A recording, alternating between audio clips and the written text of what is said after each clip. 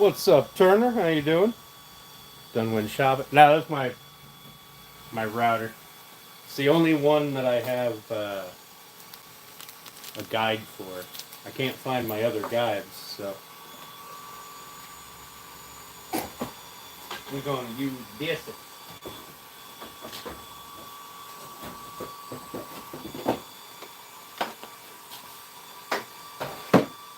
Oh, I need to put a battery on there so it balances.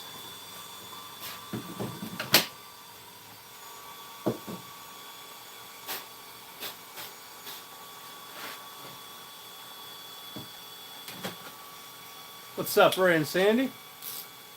Yes, sir. Got my tire fixed.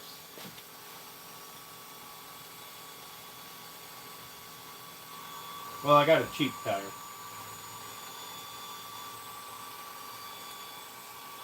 Which, getting a cheap tire was a struggle. Just to get some used tire that sort of matches mine. So I could come home to my new tires that are already here because I wasn't paying, what the hell was it, like $1,400 or $1,600 for a new set of tires when I've got the new set here.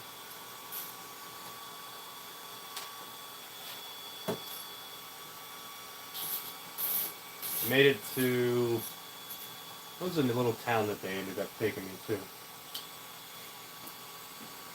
Mansfield, maybe?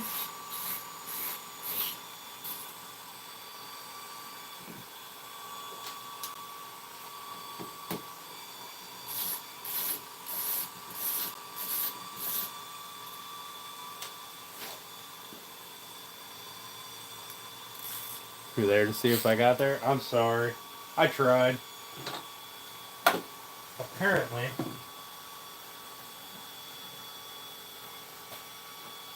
Apparently, it was not in the cards for me.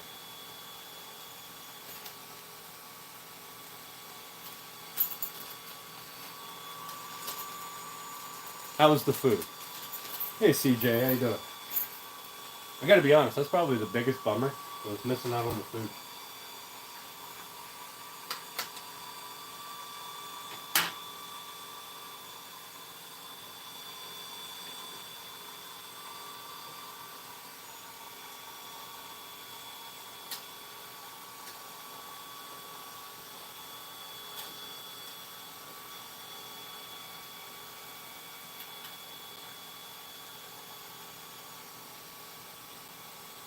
I guess it would help if I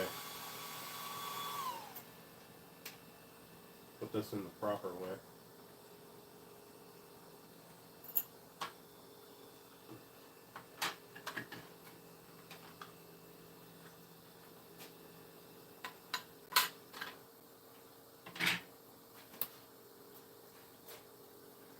We're going to run a test on this piece that we cut the other day, and onto my, just a scrap of, I don't know what it is, 2x10 maybe, 2x12.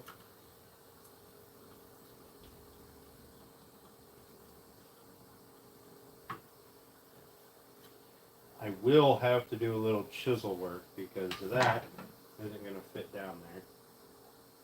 It'll fit around the top, but it won't fit down near the bottom proper. It'll make it a little weird looking. So, I'll have to knock it out with a chisel, I think. Or, take the guide off and freehand it with my little trim router.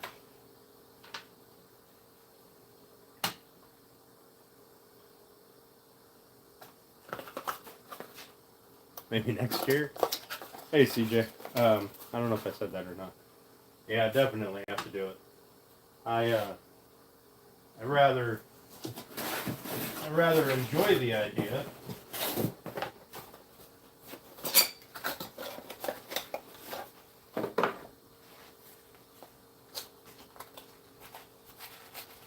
Well, I hope you guys had fun anyway. Me, I did not have fun.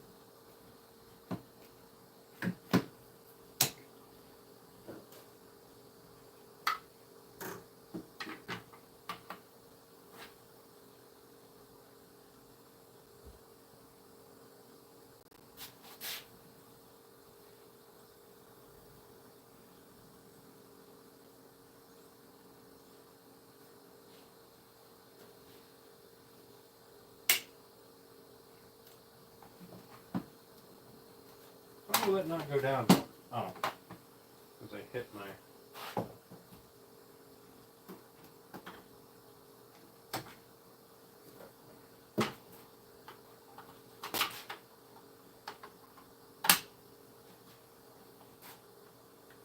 What's up, Runic? How you doing? Thanks for coming. I appreciate it.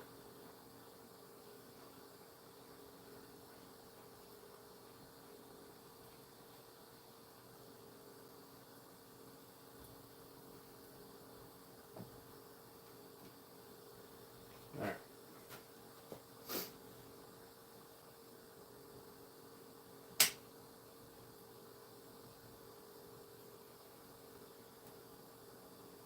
So we're just setting this up in here.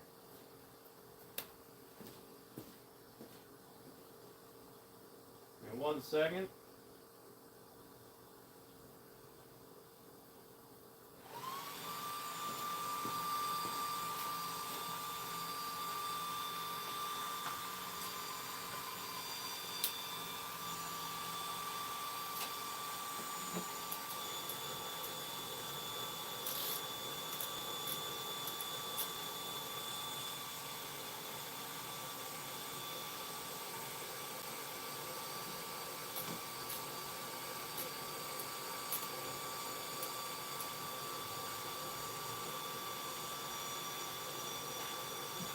So like I said, I will probably end up having to do a little bit of freehand work with the trim router.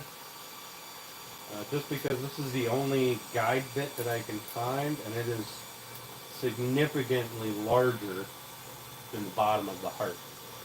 So, CJ, I did have my oatmeal today. I had my oatmeal this morning. Sat on the back porch, had a cup of special coffee, and a bowl of oatmeal.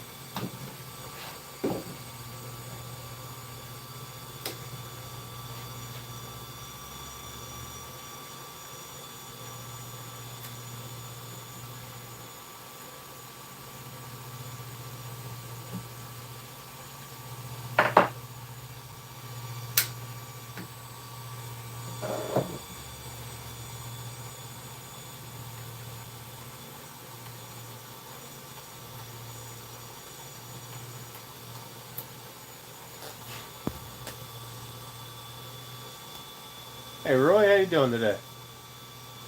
Cleaning shop, prepping for Tuesday? Hell yeah, Rooney.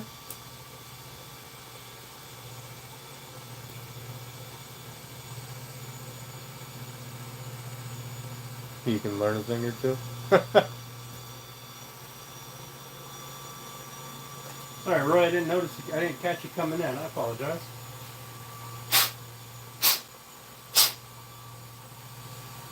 Changing out to a 1/4 inch shank. Chuck.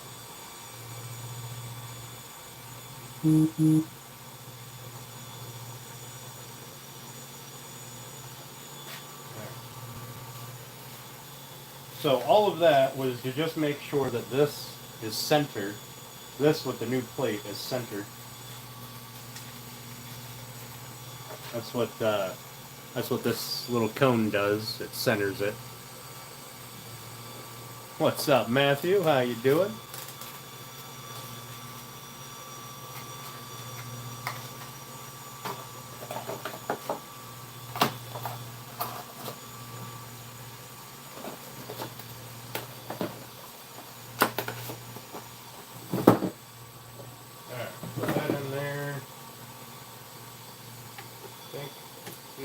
Tight.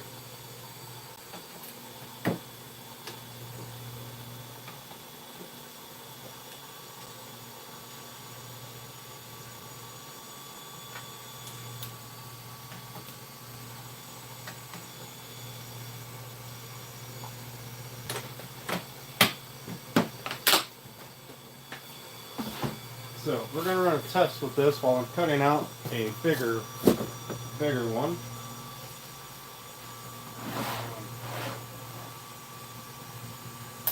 This is going to make it very awkward to...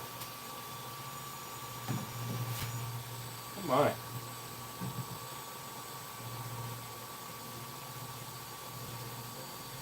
Alright, so I need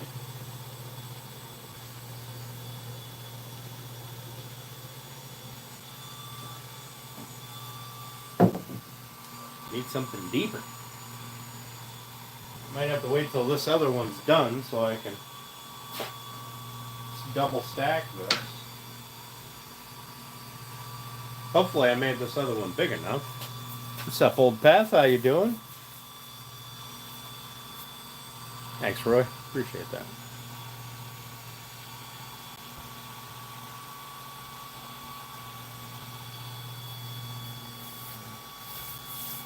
Nice, Matthew. Nice.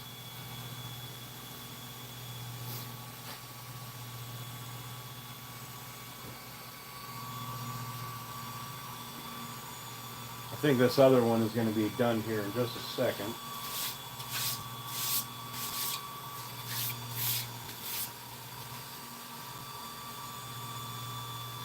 We shall see if I need to double it up.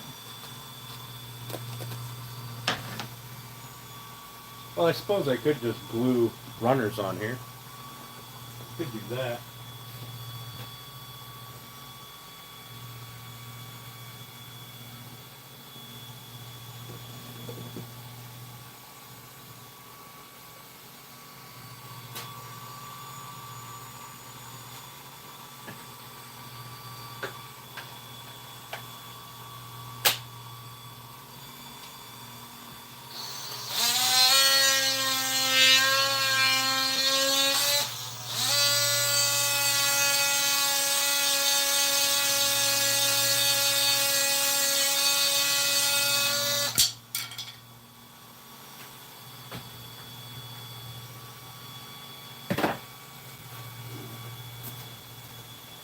Let's see, if I just glue some runners on there. No, that's not going to work. What if I glue runners on here?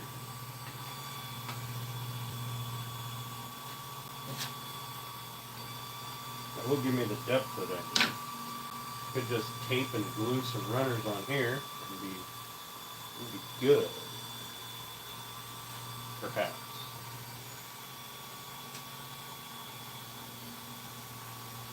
Let's do that. Let's see how she works out. Or I can use double-sided sticky tape. That'd probably work out too.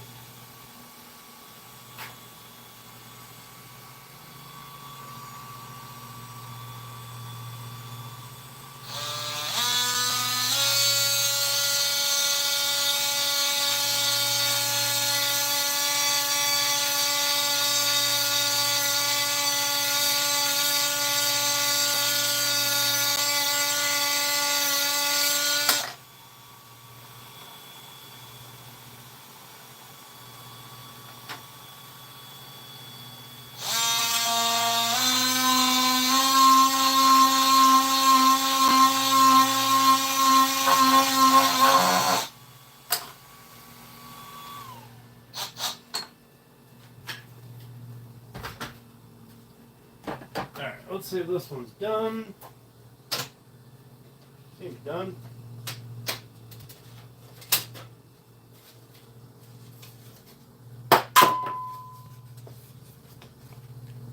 Slightly larger heart to accommodate for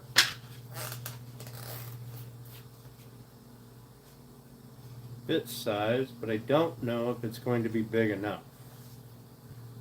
So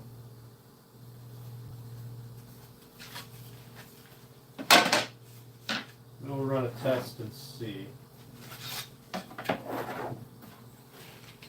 See what I got to do.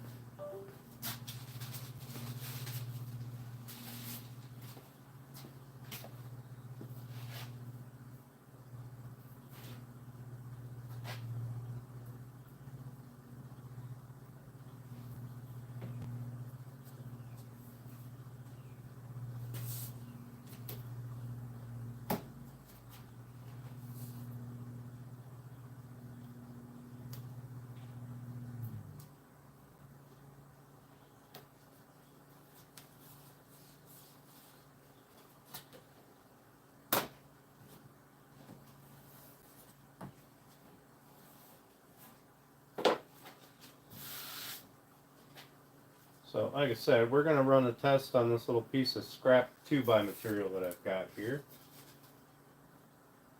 That way, we don't booger up our black walnut. That still needs to be sanded flat. Maybe sent through the planer. We'll see what happens.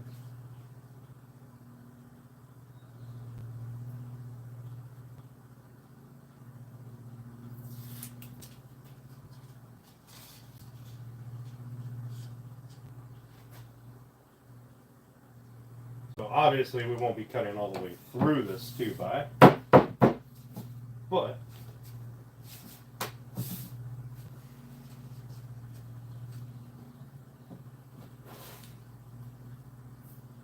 we will be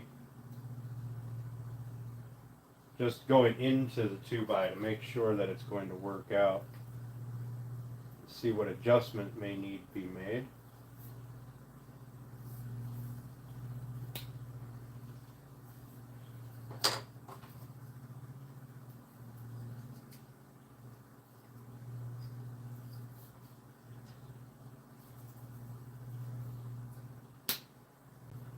No pull today. I couldn't think of a pull.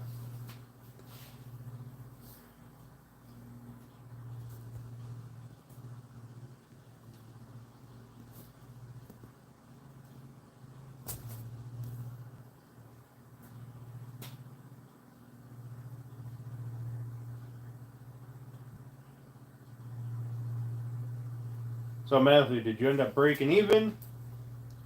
Are you broke even now, counting all the loss? Or are you still behind overall, just a positive for the day?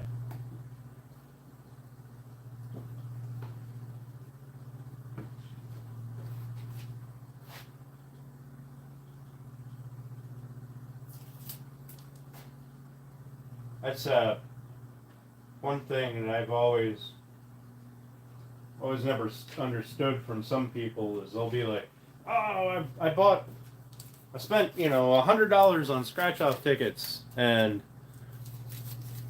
I'm positive, or like I won $10, so I'm a winner. No, you lost $90. Positive for the day? Perfect. That's what matters right there. He'd have to win. He'd have to get one of the big jackpot wins for positive for everything, I would imagine. Alright, I think that will.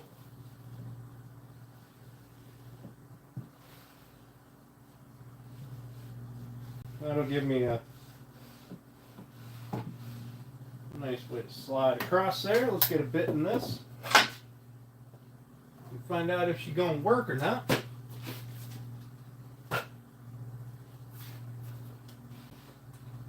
See what adjustments may need made to the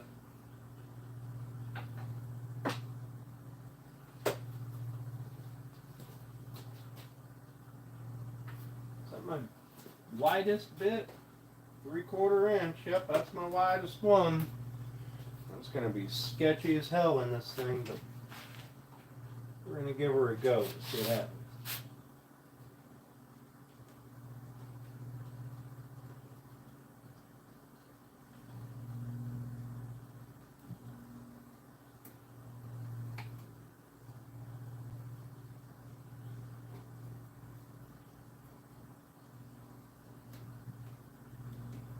I guess that's the same mentality that some people use. I bought all this stuff, it was on sale, so I saved a bunch of money. Like, you weren't going to buy that stuff anyway, so you didn't save any money. You spent money. To each their own.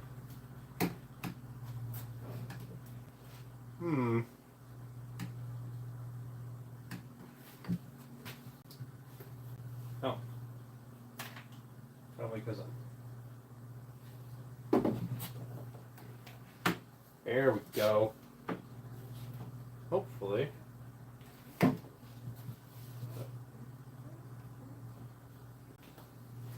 on, guys.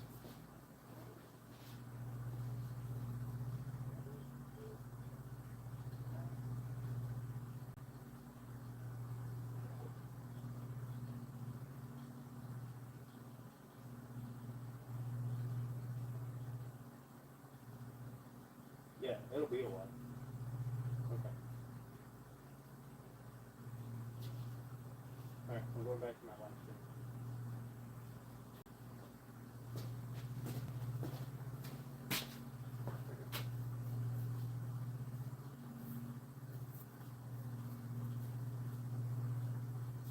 Nice. Nice, Matthew. Alright, so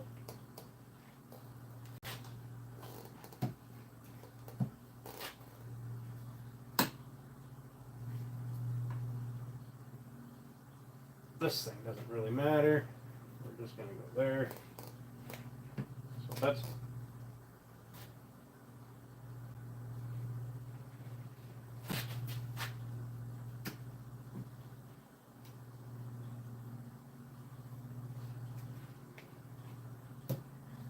we're just going to score it and see what it looks like. Have you guys not looking at my back?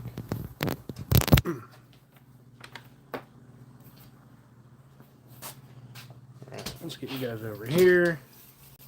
Maybe you can see me mess this up royally.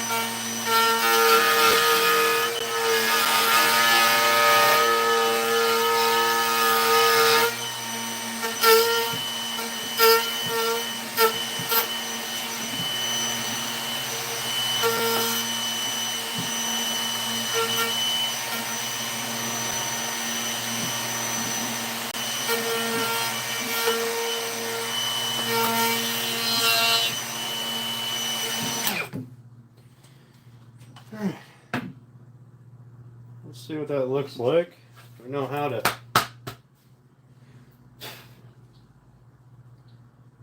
adjust. To be honest, it doesn't really look that bad. Ah! Son of a bitch, right in the eyeballs. Oh.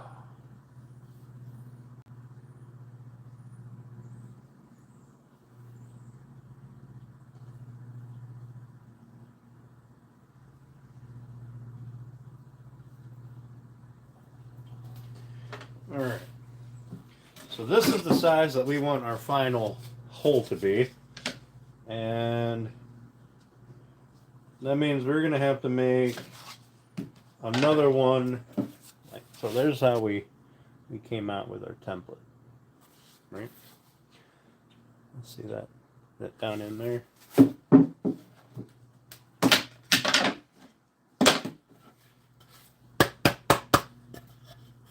Here's how our little heart turned out.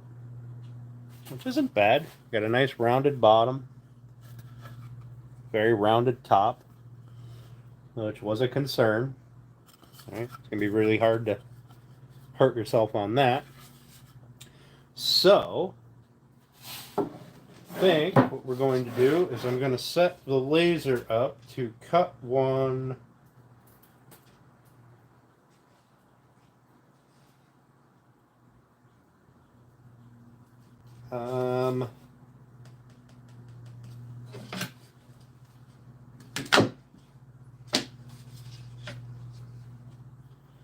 Probably need to go another 1/2 inch bigger.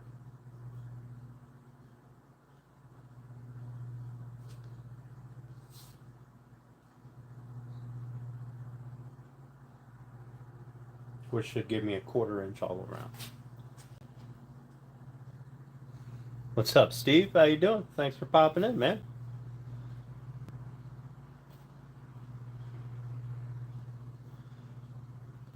Yes. Steve, why are you I didn't see if you responded to my comment, but why are you not making sawdust this week? Nothing went wrong, right?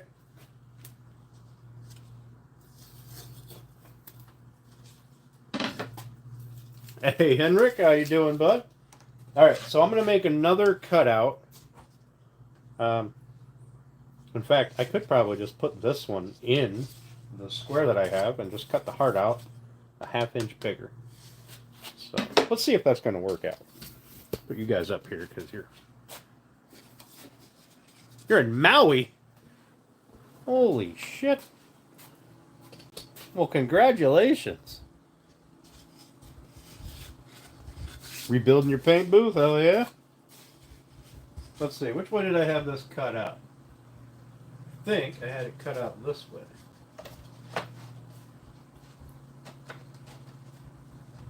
Fits in there nice and purty-like. Let's turn that on. Let's turn that air assist on.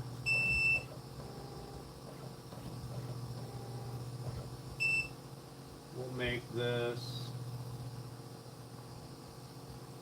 ½ inch wider. Need to lock the aspect ratio. And then center it.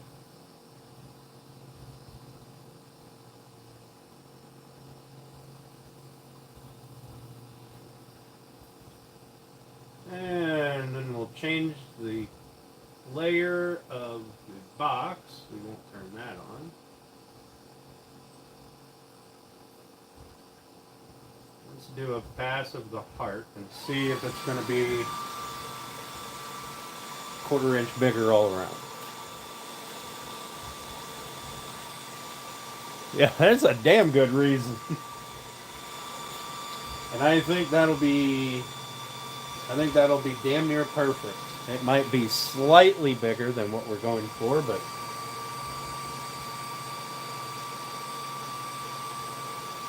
we'll obviously run a test with this one. Runik's paint booth size is just yes. Just yes.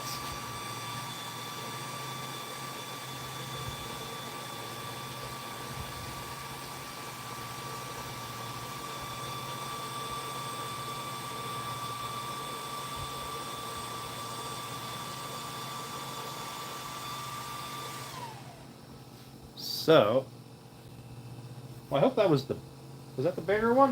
Or was that the smaller one? Nope, that was the bigger one. Okay, good. Yep, so we needed to be about 1/4 inch all around bigger.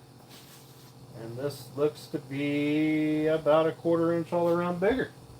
Alright, so I'm going to set this to just run a bunch of passes so that it just drops out of there. Says it'll take like 5 minutes. We'll see what happens. Still to be determined. How are you doing up your paint booth? Are you thanks CJ, I appreciate it. Are you like doing plastic like walls and stuff, or are you doing actual walls so it's just like its own room? Well, I got you. While you guys are hanging out here with me for a minute, I'm going to plug you back in.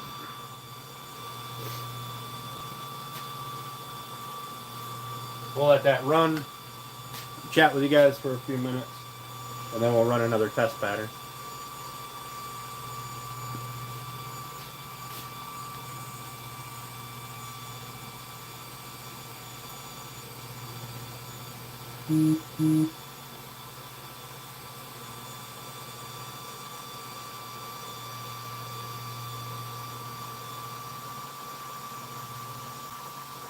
You know what I should see is I should make sure that I can actually get through the black walnut.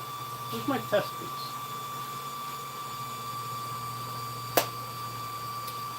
I had a sample piece. There it is.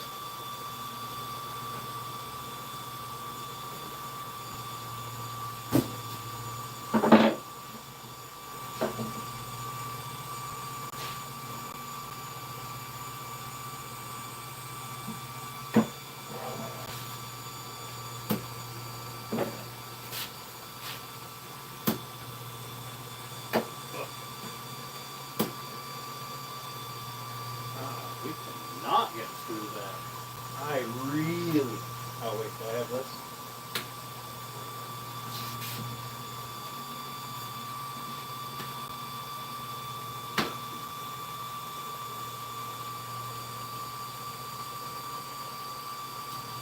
Alright. I'm going to have to do something that I hate to do. And that is, I'm going to need to lift my bit up a little bit. What's up, old Beth?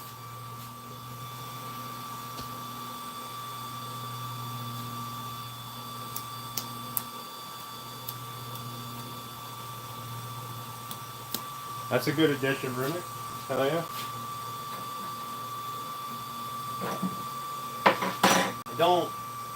I don't like to lift the bit up, but I need about 1/8 of an inch more room.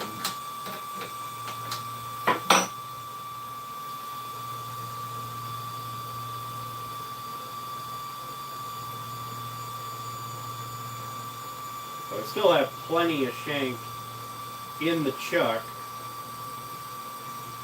It just makes things a little more sketchy. Because if the shank's going to bend, it will bend when you have more of it sticking out.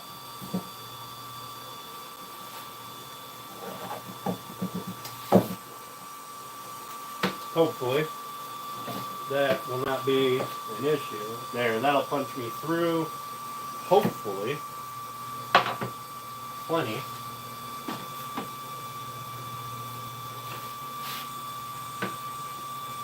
Yep, that'll cut me through. That'll be fine.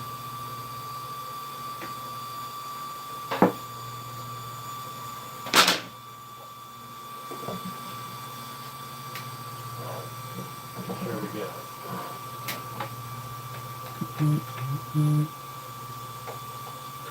Get that nice and tight.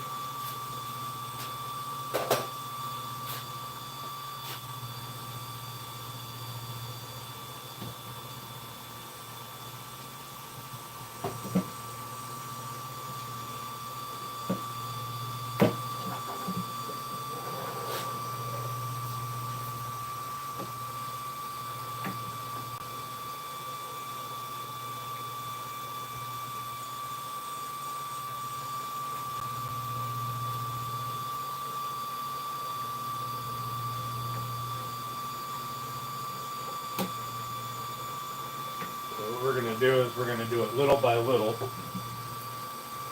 so that we don't beat up our bit.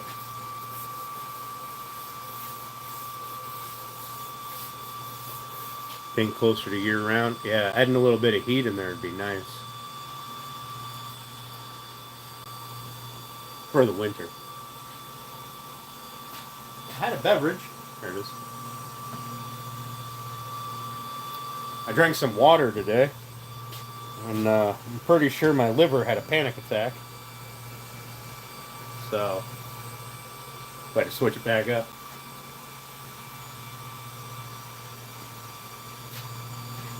Alright, once this is done, let's see it over there just running.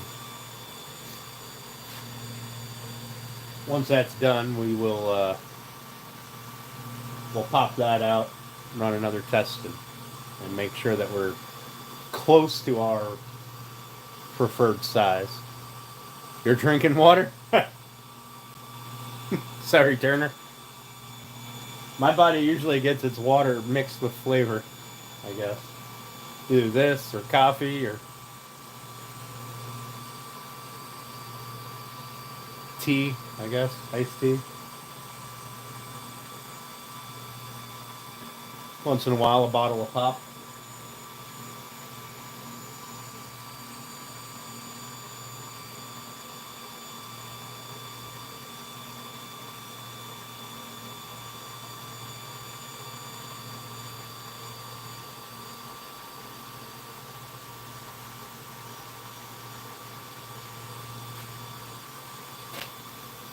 T has water. Yep, 100%. So does this. This has water.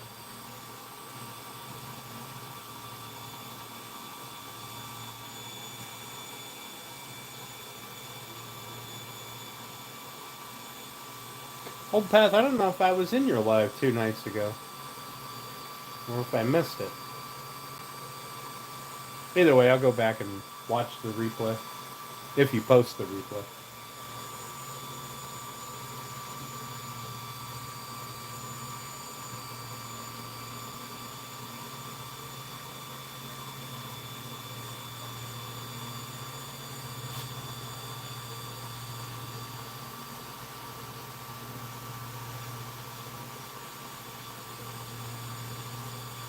Oh, you were on a different lot. That would probably be why I didn't see it.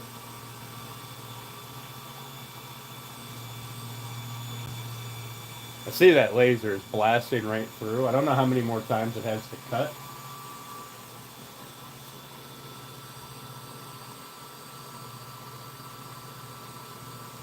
Oh, good lord. I set it to do 15 passes. It's on pass 10, so.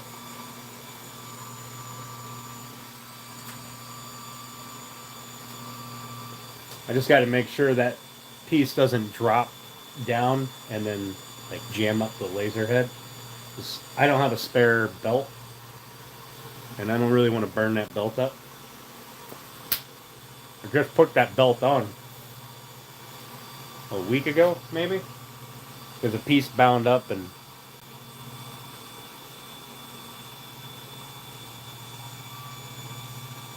a piece bound dropped, and it lifted up part way, bound up the machine, so the teeth ripped the motor on that end.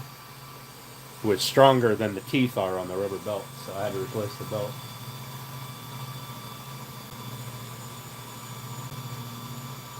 What's up, Trudge?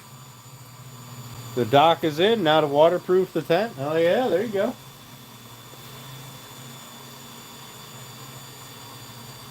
Get after it, bud.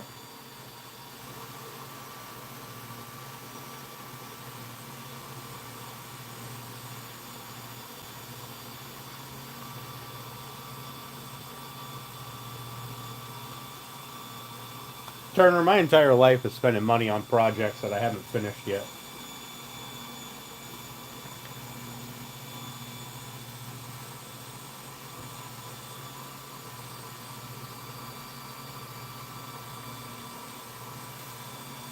Old Path, you're going to start doing laser work? Nice. What laser did you get?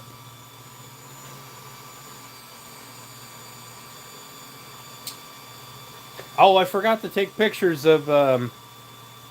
See you later, Ray and Sandy. Have a good one. Thanks for stopping in. An Aesmer 10 watt? Okay. Let me know what you think of that one. I don't...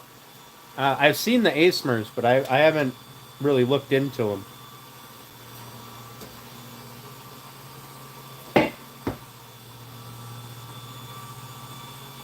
But I got the 4x8. The 4x8 watt laser was running last night. I put a full sheet of that, actually, in it. And then did up like a gazillion little 4x4 sign things, like just different sayings on them and different pictures and stuff.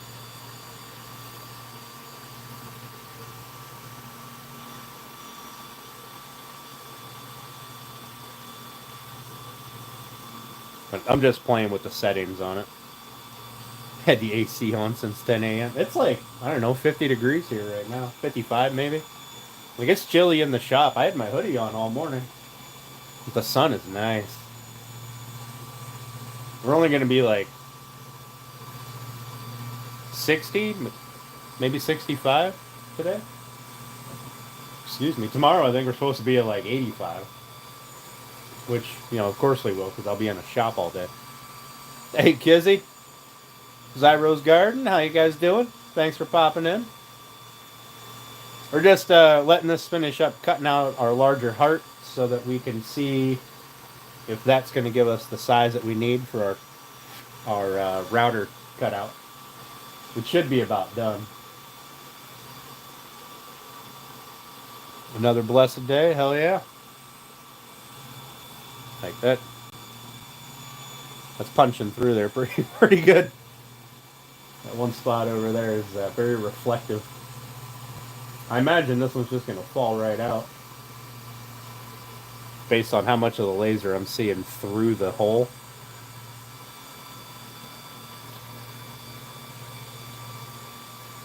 Good day for Shalom.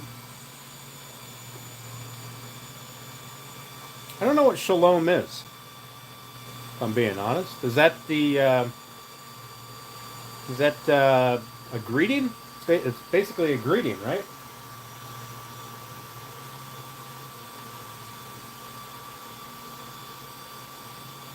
At least that's how I've always assumed it was meant. Peace, prosperity, and health. Okay, yeah. Perfect. Shalom. One of your tent poles is split. You think you have thread and bobbin? Good lord.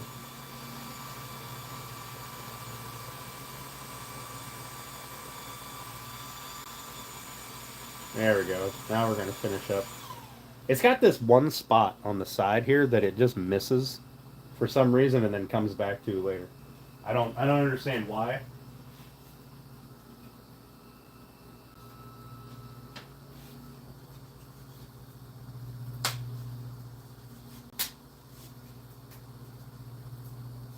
Maybe it won't just drop out.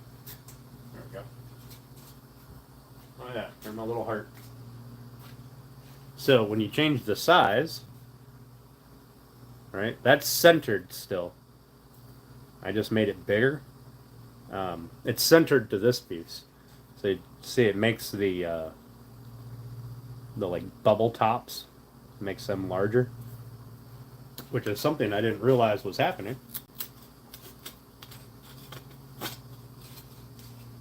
All right, let me trim this a little bit. And we'll go put it on our piece. And we'll route out a groove. This one's got a lot of charring going on in there. But should be alright.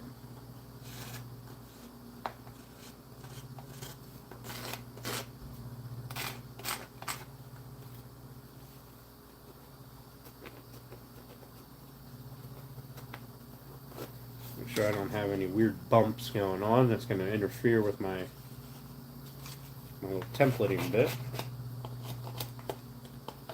Bottom of the heart here doesn't really matter because my thing only goes down to like here. But is your air working? That one is only 30 liters per minute, and I need about 50 to run this laser proper.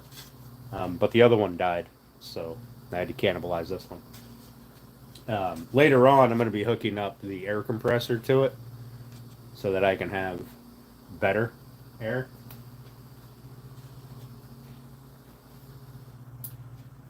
But this laser, 50 liters per minute, is about the minimum for proper cutting.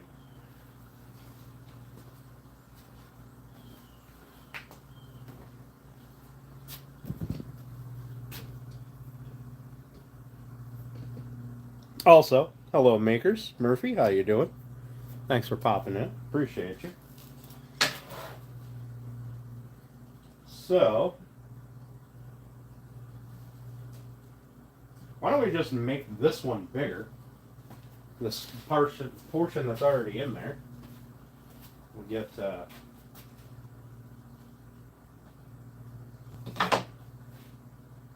this double-sided taped on.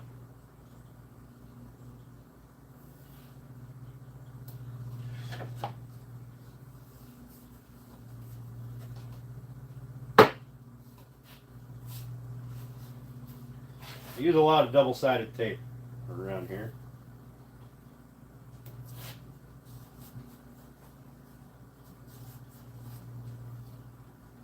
It's one of my probably one of my must-have consumables, double-sided tape.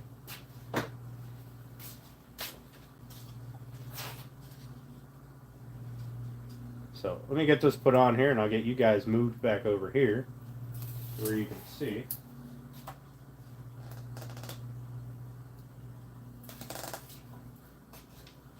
Try to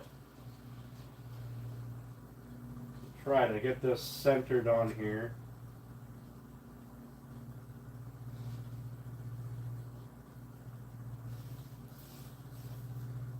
It's pretty close.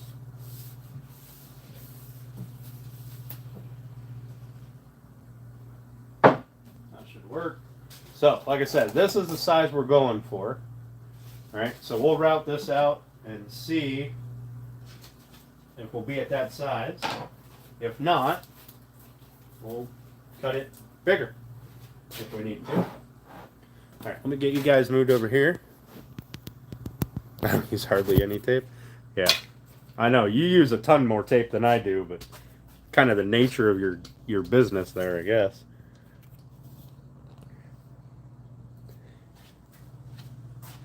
When I'm engraving, you know what, let's do this. Let's pop this out because this is really hard to see.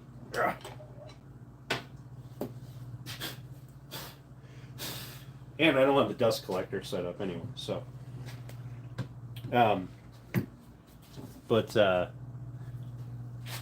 when I'm engraving stuff on things that I painted or stained and I don't want any sooting or anything going on, that's when I'll use the most tape. But it's just to mask off the surface. This stuff, this double-sided tape, you don't need a whole lot of it. But all right, I think I'm gonna lower my speed a notch just because I got this bit sticking out a little bit further. We're gonna see if it's gonna bend on this test piece. So I'm gonna run this. Looks like I should hit everywhere. Be right with you.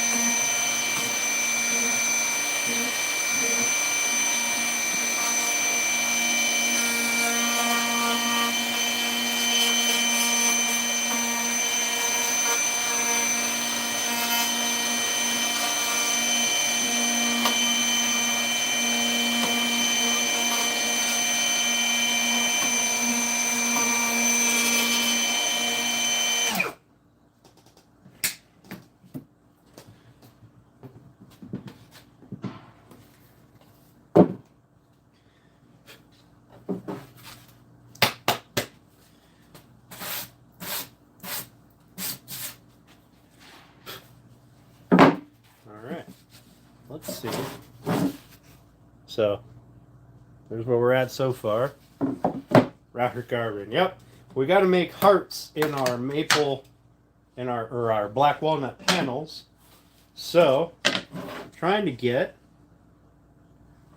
to the proper size.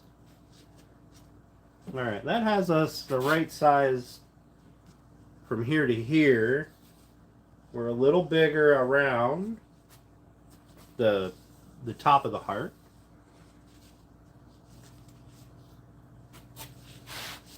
You know what? I think that'll work out nice. I think that'll be pretty good. Let's double check our sizing.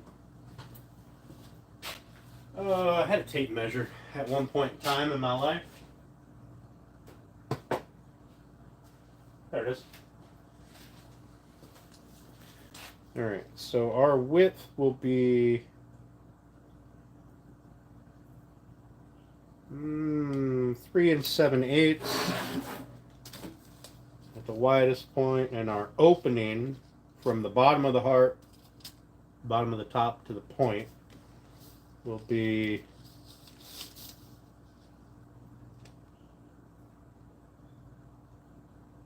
two and a heavy 5/8.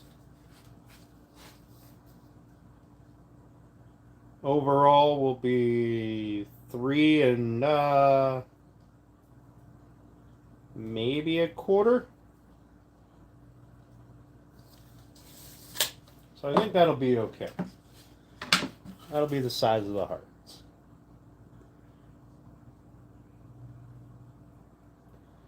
Behind the spacers under the router. Oh, just because this thing here is too deep, I would have to have 2 of these to use as a template for the 1/4" material.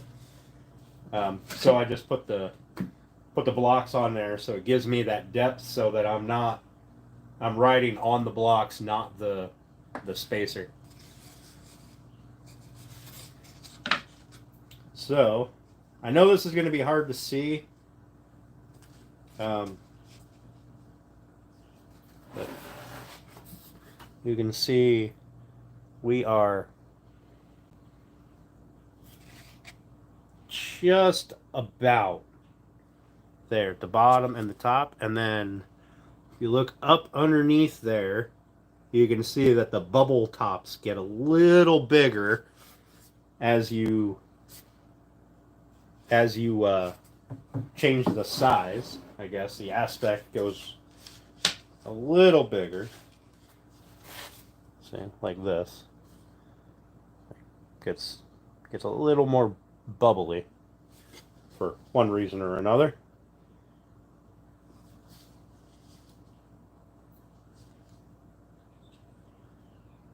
I could probably change that by shrinking its overall width, and I could bring it in some, but I rather like the aspect ratio of that heart. It looks very heart-like. So that's the aspect ratio we're going to go for. A centering pin? Yes, this router came with a centering pin, a 1/2" centering pin. Somewhere I have a box. Here it is.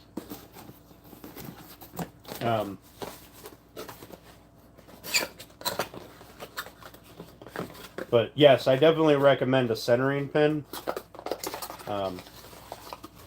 which this is all mine is, right? And it's just a shank and a cone. That's it.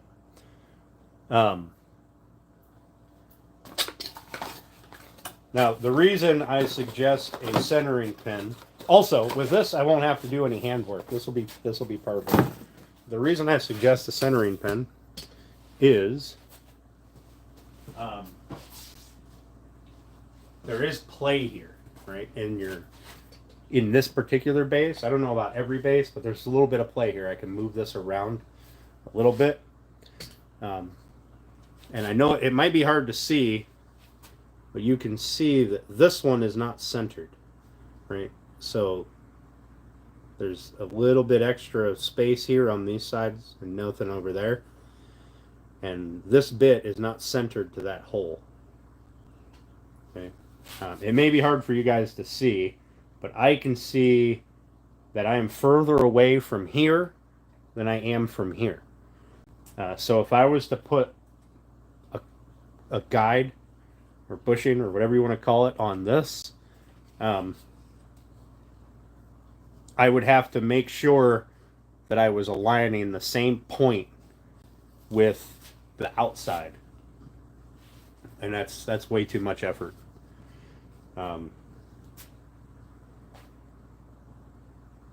So yes, I definitely recommend a centering pin.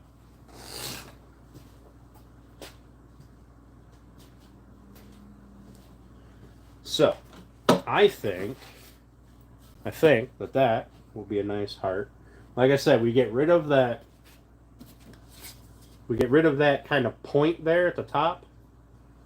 Kind of rounds it over more. And the point at the bottom is a little more rounded because we're using a 3/4 inch. We're using a 3/4 inch bit, so we got that's more rounded. This is much more rounded. I think the odds of hurting yourself on that are a lot slimmer. And we're about where we need to be. All right, now I suppose that I should get those sanded so they are flat. And goodness, why is this stupid thing all cockeyed? There, I should get those sanded so they're flat. This will be our template.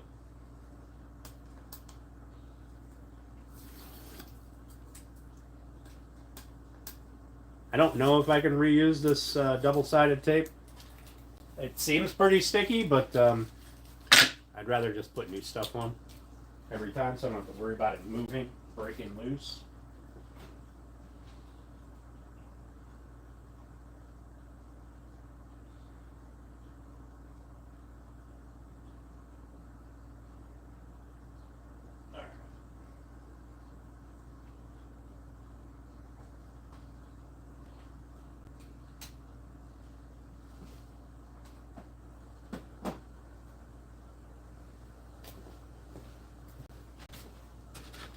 So that's our template. That is not our template.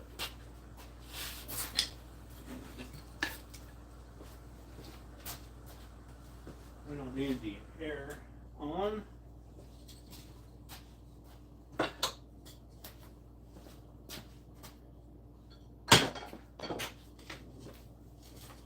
Just run this through here, make sure we're not running off of our little spacer blocks, causing an issue, which I won't unless I go sideways. So if I stay this way, I will be fine.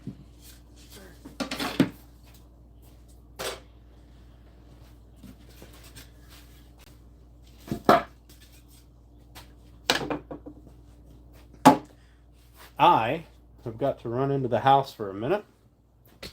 So I'm going to leave you guys over here plugged in, and then we're going to get to sanding these flat and routing them, and then we can assemble our side panel. I ran out of 1/4 inch pins, dowel pins, so I'm waiting on delivery. Hopefully, they'll be here any moment, and then we can get the other set done up and glued up. So give me just a few minutes, and I will be right back.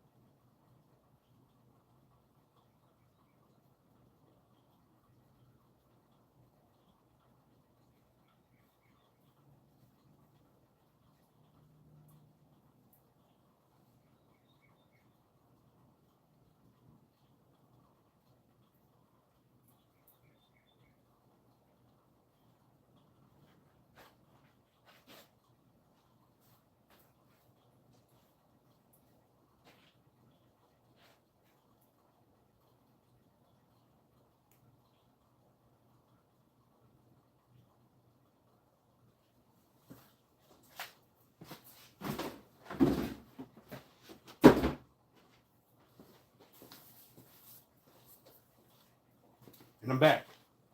All right.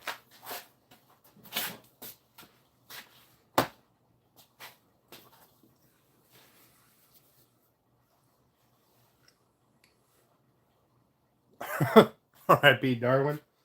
Yeah, so I have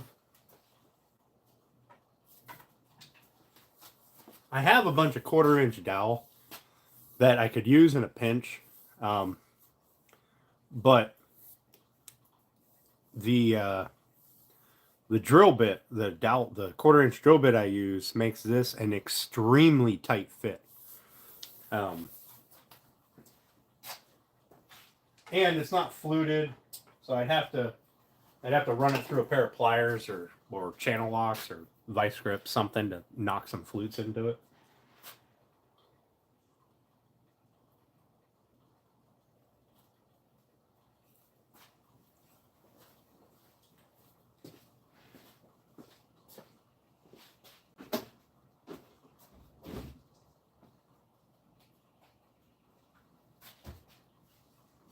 Okay, so we've got this set up.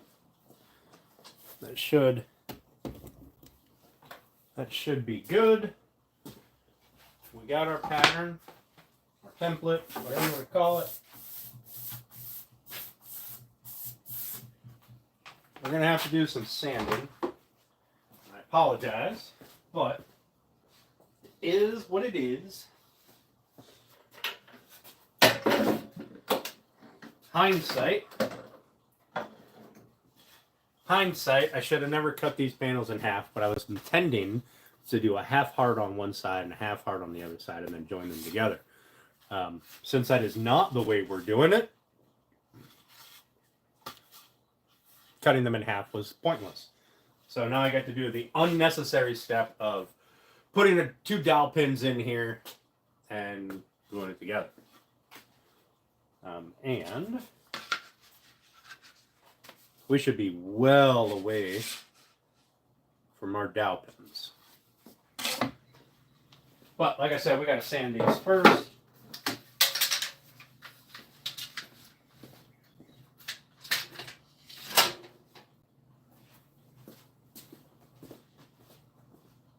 Get them flat.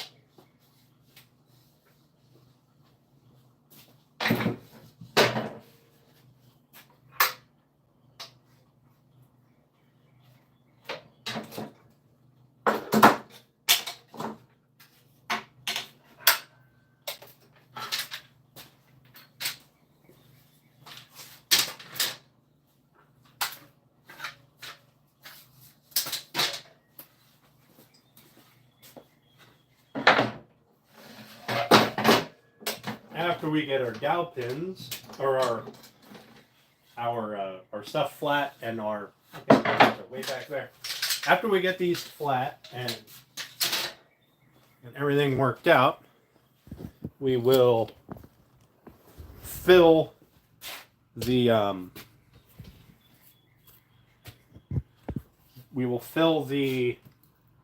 inclusions in the black walnut like this. We'll fill that with brown Star Bond, and but we'll do that after we get everything routed out and everything's done. Then we'll hit it with the final sand, and we will begin assembly. So for now,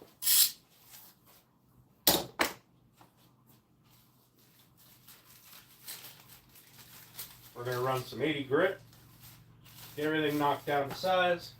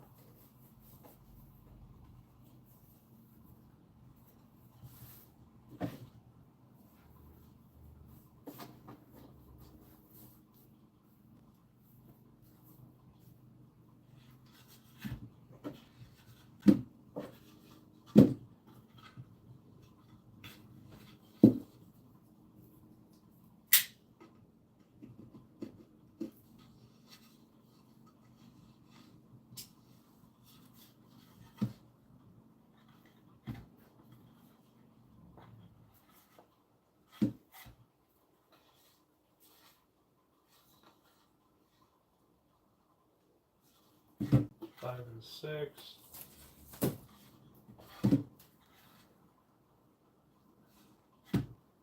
Alright, so that should be our green match pattern. Right there. See that kind of lighter brown going through? R.I.P. Darwin. Alright, so we're going to get these knocked down. We're going to 80 grit them just to knock down any of the little bits that we need to. So I apologize, but we're going to make a bunch of noise. We got the door on, I've got the fan on. We'll see if I need to put my mask on. Hopefully I don't, but if I do, I do. It is what it is.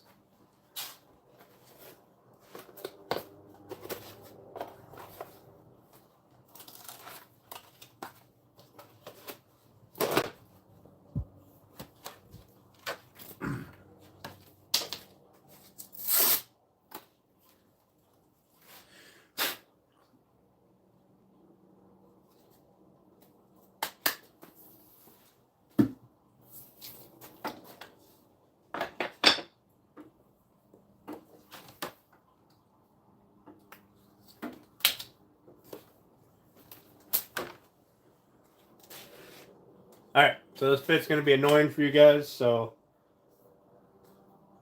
I apologize in advance. Shouldn't take terribly long. They're not very far off. Excuse me.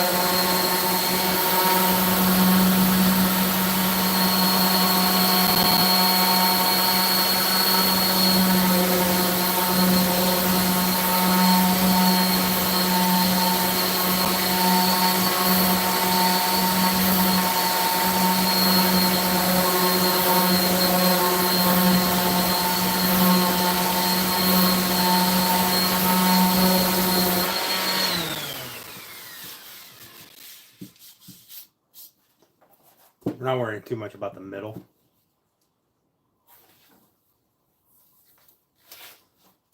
Hi, Mrs. T. How you doing?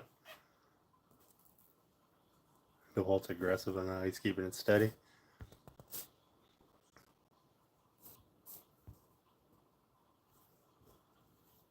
Hi, Steph. Runic, it's what I do, bro. It's what I do. Kizzy, I just turned it down. I'm running at like 4.5 speed on that.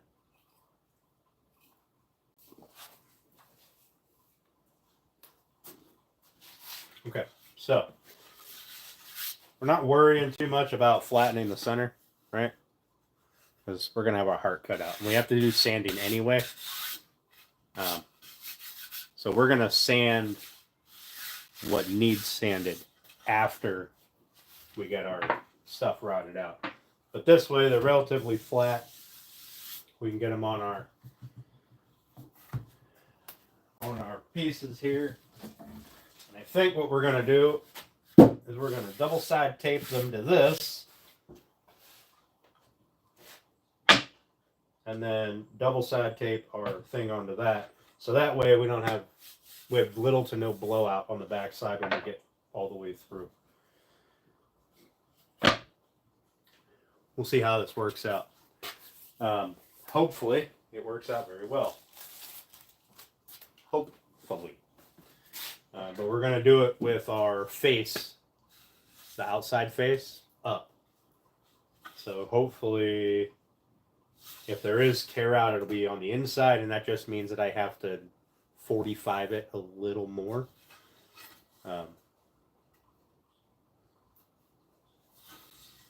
Need to build a kiln. I noticed, so when I have this pad on,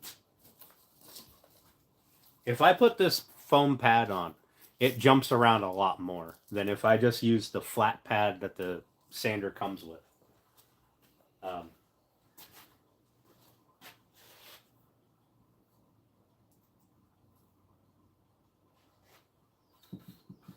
The DeWalt is, it always wants to lean towards the bag. So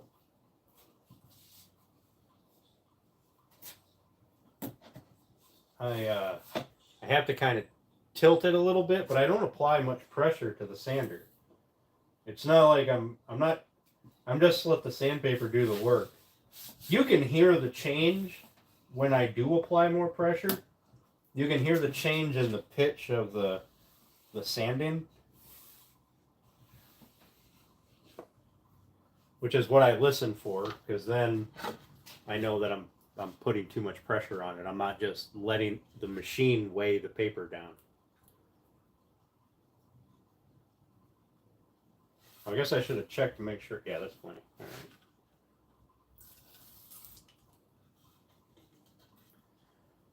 Hopefully nothing goes wrong here. This is the stuff that makes me nervous.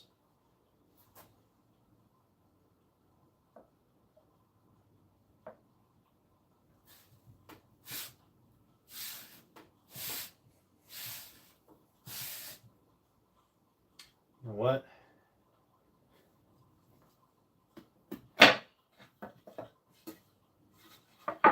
We're going to take one extra little step of precaution.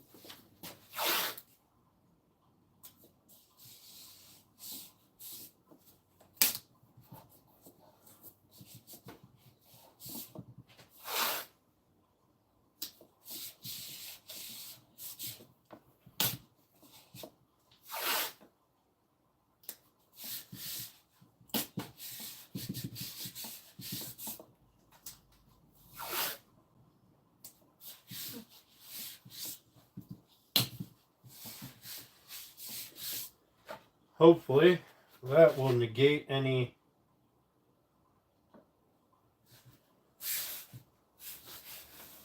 real issues. I don't know if I like that. May have to put new tape on it. Doesn't seem to go anywhere. Yes, it does. Change this tape out. Since I peeled it off once, I've got plenty of double-sided tape. No need to cut corners.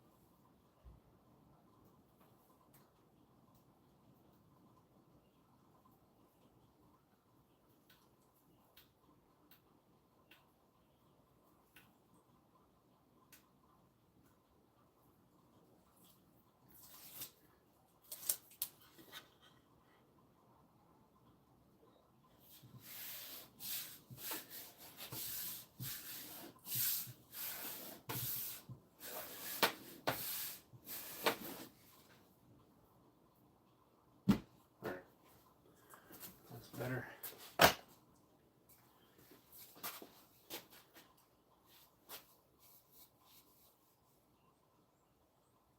Use the foam pads for contours. You need to get a new pad protector for the net disc. Yeah.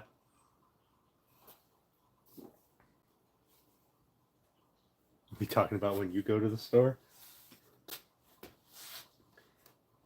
Steph, that was like forever ago. Oh goodness. Oh goodness, Kizzy. That is rough.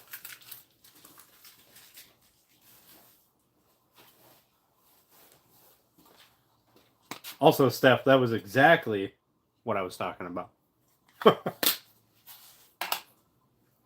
Look, I spent $800, but I saved $20. I'm saving money.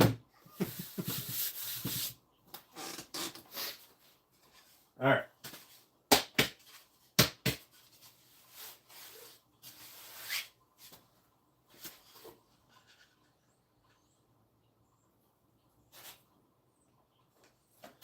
So what we are going to do,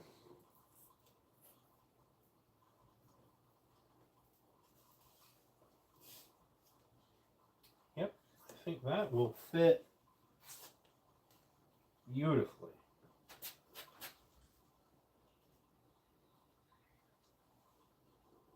We'll just line it up. We'll eyeball the center. What I should have done was had the laser run a line down so I could line the center line up. Don't hear me complaining? Yeah.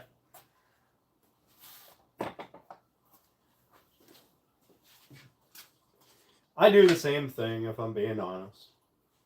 I'll go, oh look, I bought this stuff on sale. I saved so much money. I wasn't going to buy it initially, but, you know, it was 20% off. So really I saved 20%.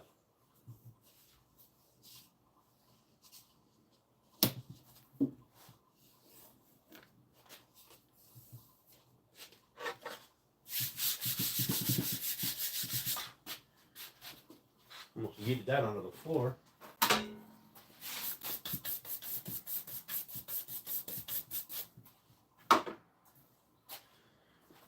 Alright, move this tape.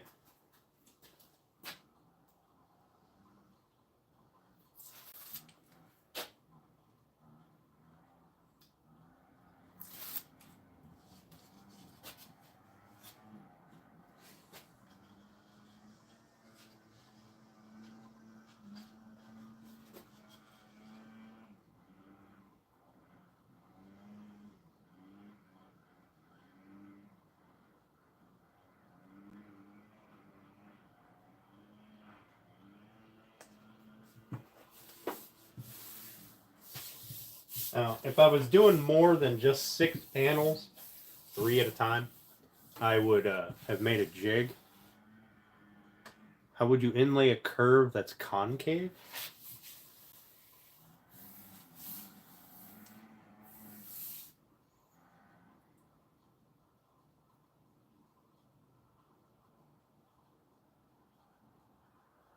That's a good question. I assume you mean like you have a surface that's got a curve, right? And you're trying to put an inlay in that curve.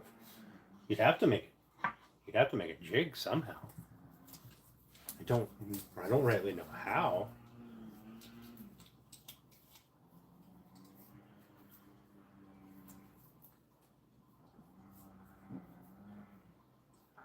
Curve goes inward.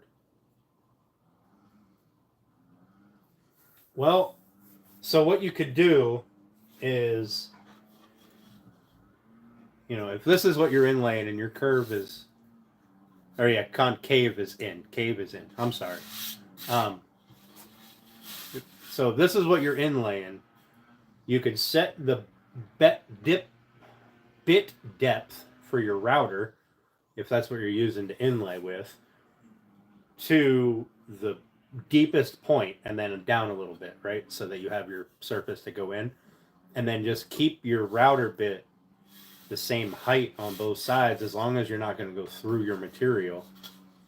And then your inlay piece would just be thicker on the ends of the curve, right? The top sides of the curve, and thinner on the bottom.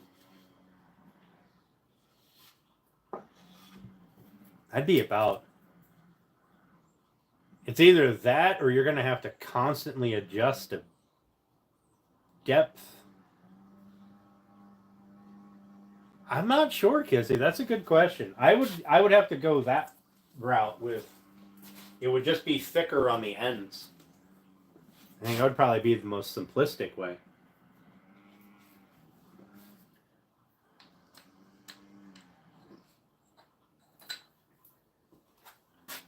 Assuming you have the material depth to make it work. Otherwise, I suppose you could do the bulk of it at the same depth, and then if you had to, you could step up. A swirl of some sort, but then what about the template?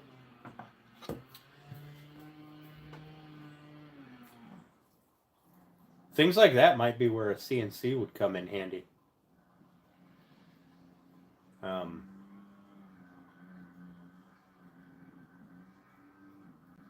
You're talking like the bottom of a bowl, right? You want to engrave something in the bottom of a bowl.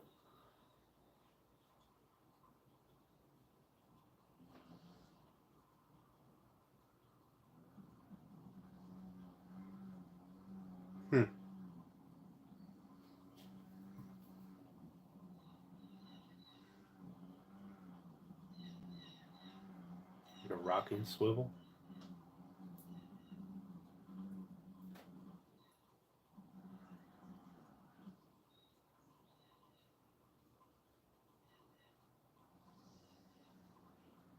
Yeah, that sounds like you would want to be keeping the same depth all the way through so that the curve could match the bit depth. Or the bit depth matched the curve.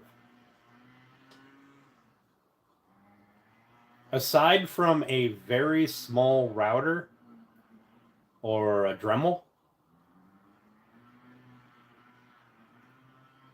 might be a better bet. If it's not, hopefully it's not very large, and then you can just work it in.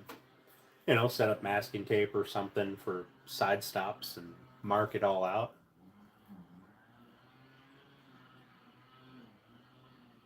Other than that, I don't know.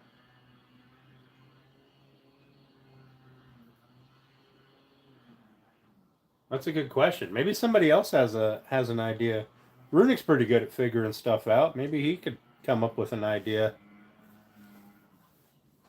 I think maybe a CNC or a Dremel tool would probably be your better bet, as opposed to a router.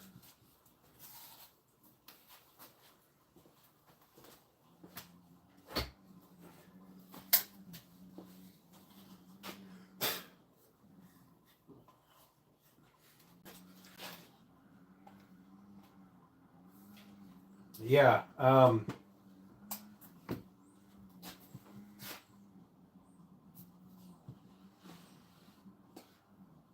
Goodness, I don't know if I'll even make it all the way through there.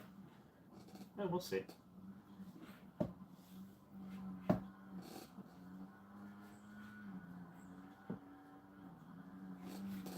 That should get me down just a bit. Let's just take and score this. Alright, that should just be a score. So,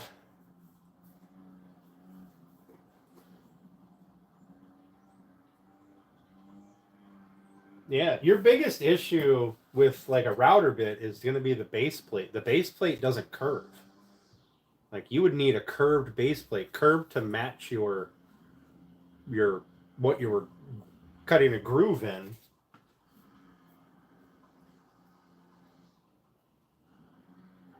Suppose you could find somebody to 3D print you a base on like a palm router.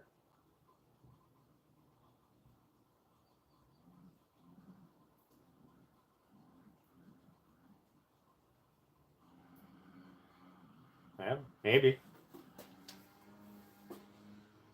And then you just set your depth. Your depth would be, here, and it would curve on, both sides. So but then you would have to, you wouldn't be able to do this. You would have to pivot the router.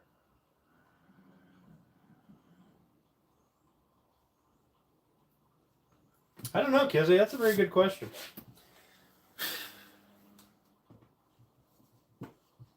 That is a very good question.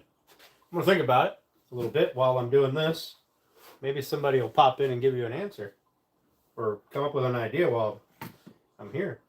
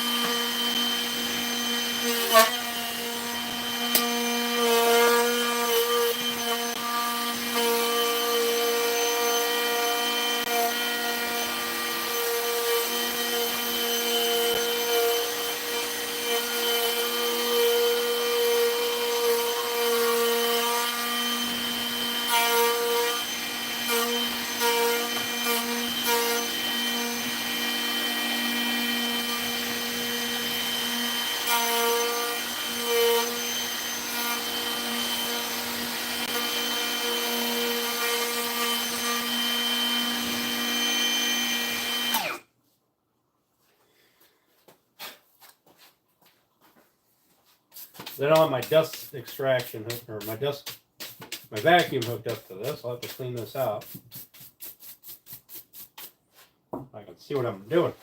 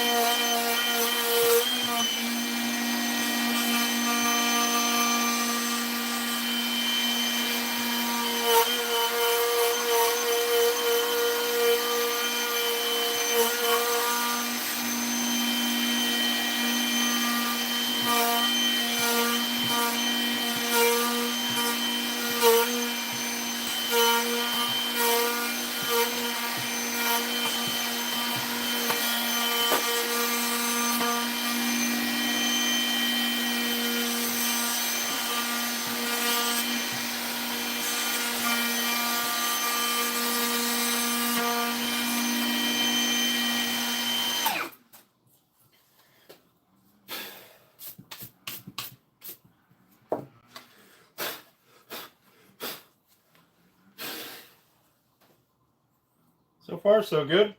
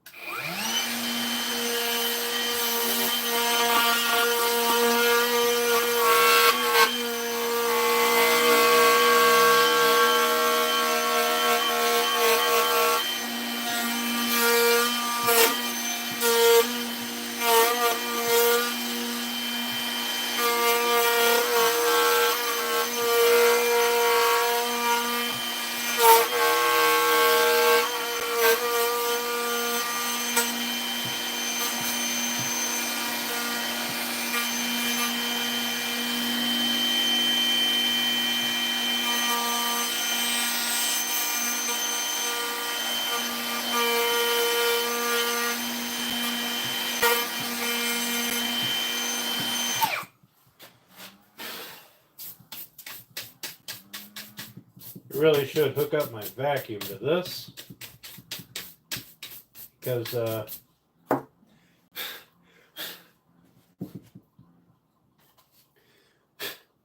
little chips are starting to get in my way.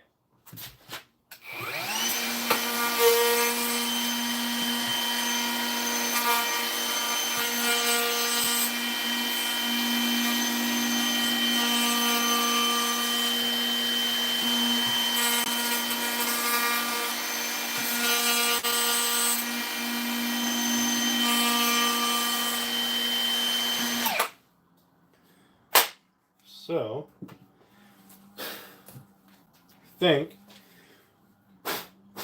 we're going to hook up the shot vac. Maybe I'll be able to see what I'm doing.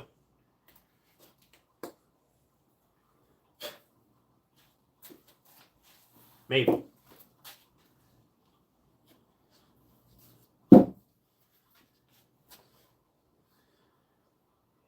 Well, see, you have a 3D printer. So here's how we are so far. We're probably only about halfway through. I'm taking little bites because it's my first one doing it. So I don't want to go crazy. Just in case something went wrong. But give me a minute to put my dust collector on. My shop vac, anyway. Hopefully I can get it to stay. I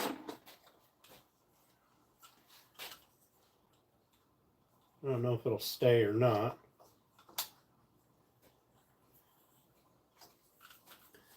Let's see. I'm pretty sure I've got to pop this out to put it on my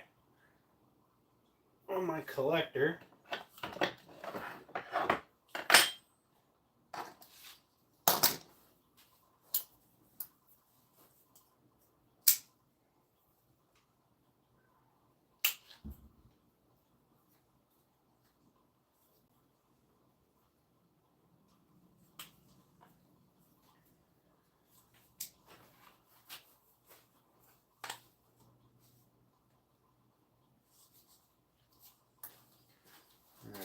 It's not ideal, but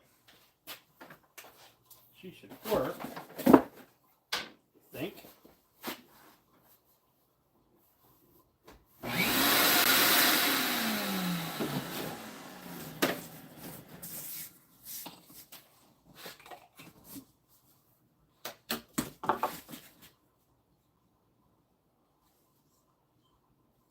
Here's one of my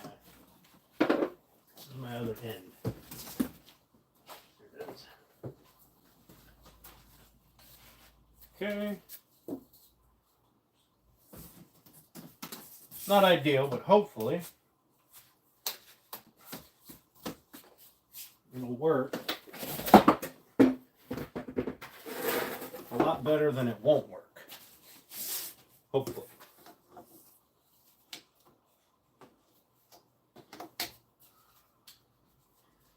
Hopefully.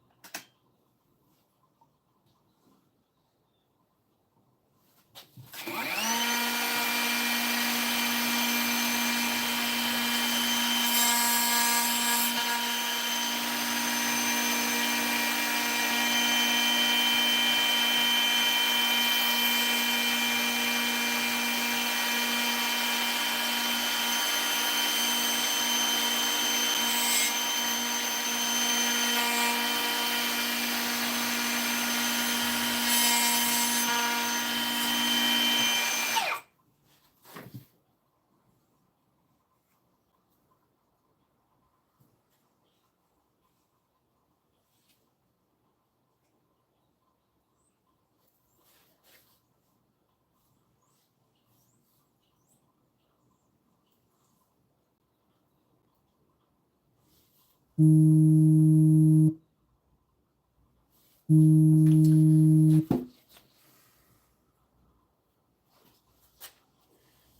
you guys ready to see?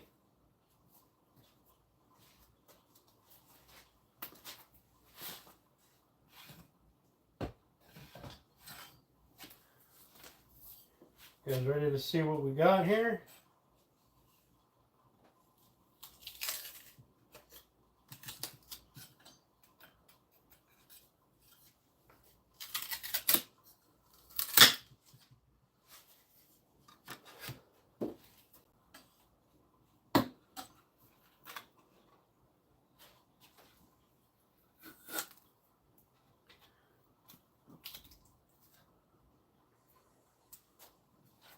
Yeah, no problem, Kizzy.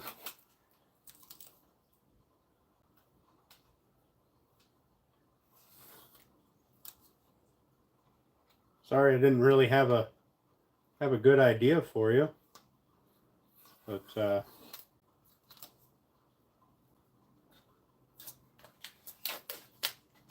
I'm sure someone out there has an idea on how to do it.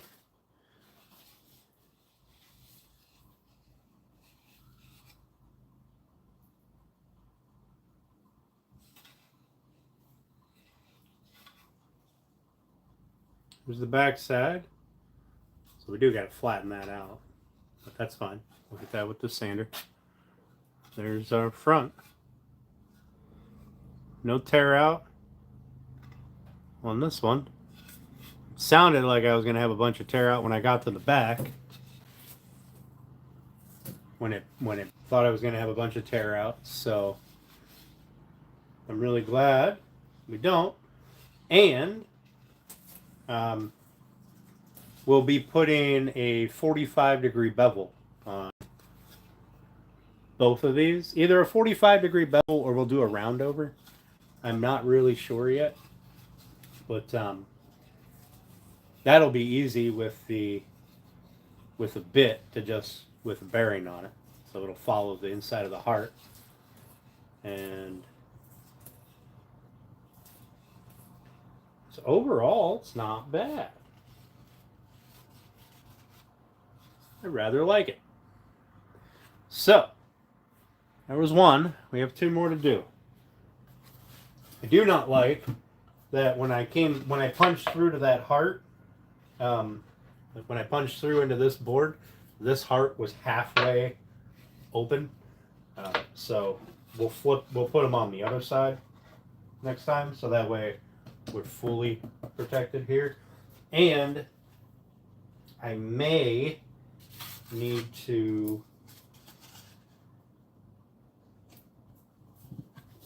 extend my bit just a notch. We just come through. All right, we're gonna leave that the way it is.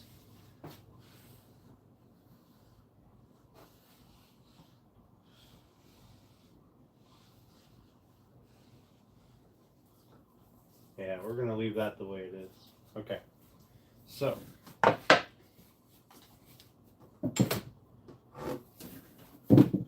Adding the shop vac to it was a brilliant idea. I don't know why. Right? Isn't that pretty? I mean, it's obviously not flat yet, but you can see my glue here. But there's the heart cutout. And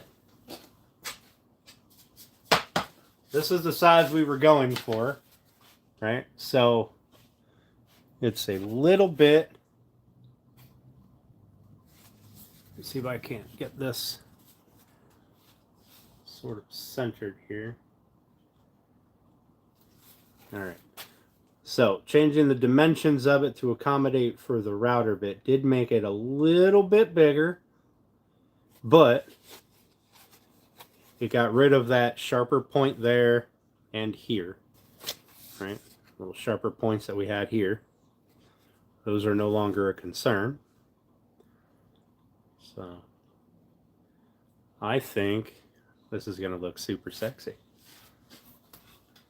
Thanks, Alan. I appreciate it. Also, how you doing, buddy?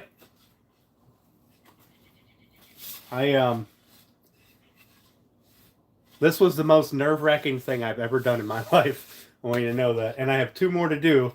So this bit is super nerve-wracking.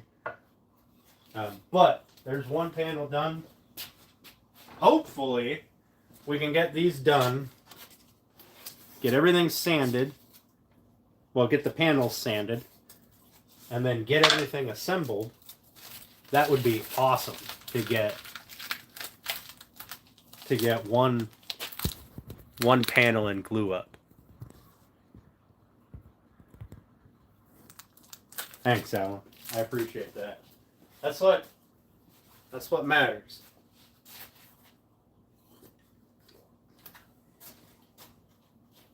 All right, since I got the shop vac out, I might as well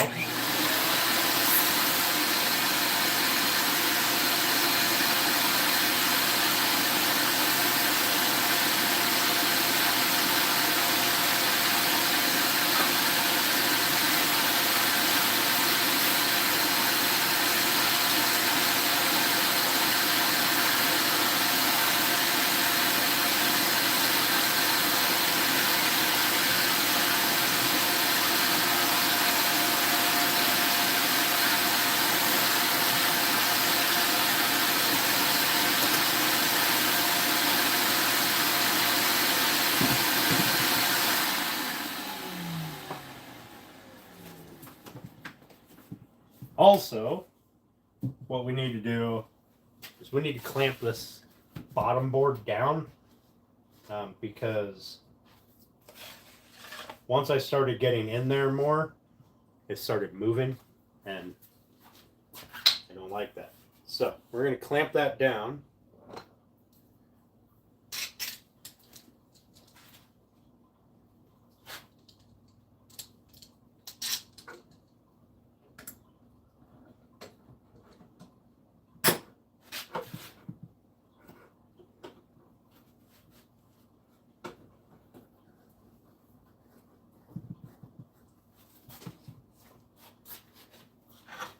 Hopefully that won't be in our way, which I don't think it will be. We should have plenty of room. Put another one on here for good measure.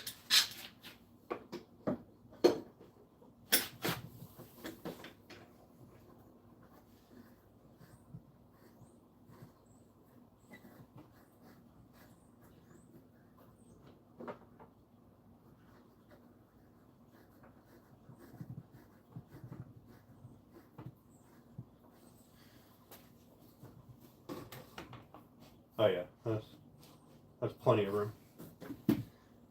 All right, let's get some double-sided tape. We'll get this tape to that, and then the template tape to the board, and we'll do number 2. Excuse me. Oh, and we got to put our masking tape on the bottom so that we avoid any. Just get that extra little protection against tear out. I don't know if it's doing anything, but I'd rather be safe than sorry.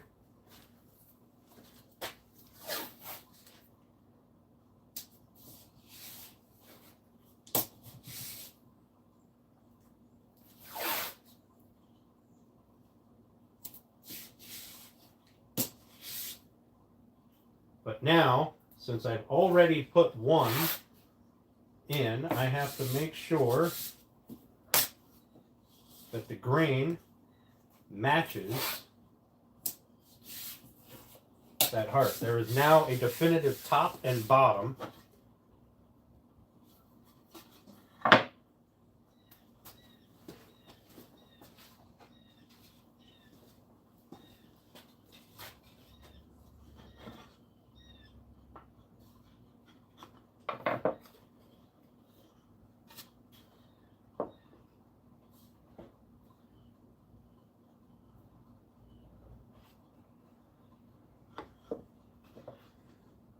And, because I wasn't paying attention, I don't know if you can read it, but I wrote bottom on there. That side was supposed to be down. We're not doing upside down hearts. So the type of bit will affect tear out more than anything, really. Yeah, I agree. This one is just a straight flute bit. It's 2 straight flutes. My other bits have a bearing on the bottom, and they, like my spiral cut bit and stuff that's got bearings on the bottom.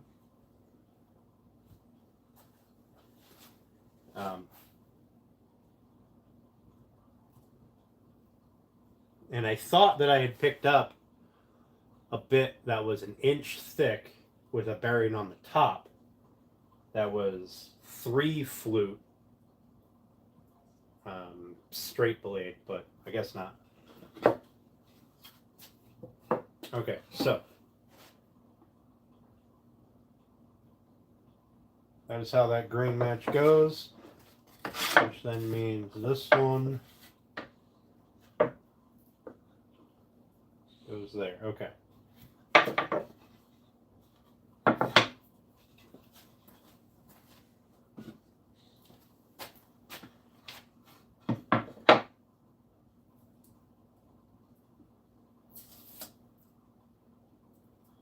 So when I had marked bottom earlier on these, that was just because of how I had them in the dry fit. I went through each one when I took one of the rails off. I went through each one and wrote a number 1 through 10, I believe, and wrote bottom so that I knew that that was the side. It didn't matter if it was top or bottom, just all of those had to be together. They all had to be facing the same way to fit the way that the dry fit was.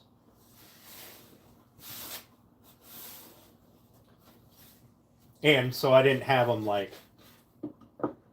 the grain not matching, right? It's so that I knew this edge needs to all face one direction. Okay. So had I looked at that before I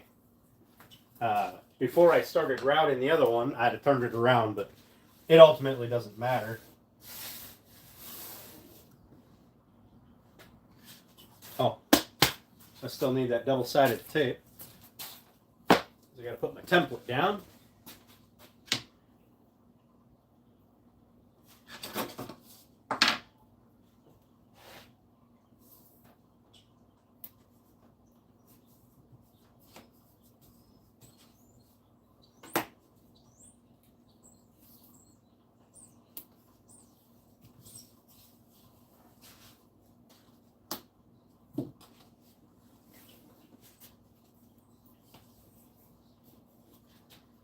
Okay, put the tape over here so it doesn't get covered in schmutz.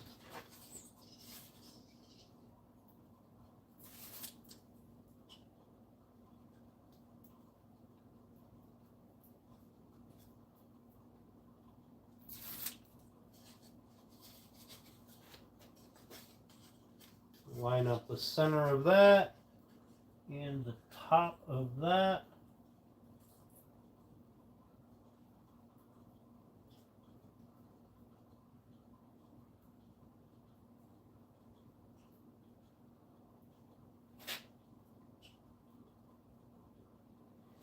Like I said, if I was doing more than just these 6 panels, which we're only doing 3 today, but if I was routing out more than these 6 panels, I would have created a jig so that the pieces will, or the template will you just slot it right down. I'd create, put a flat piece here and a flat piece here so that I just put it on, pull it down, press it into fit.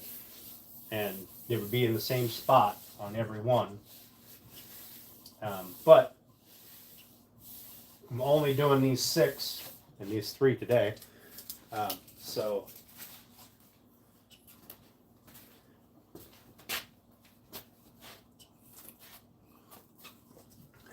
I know you guys can't really see much other than me just with a router, but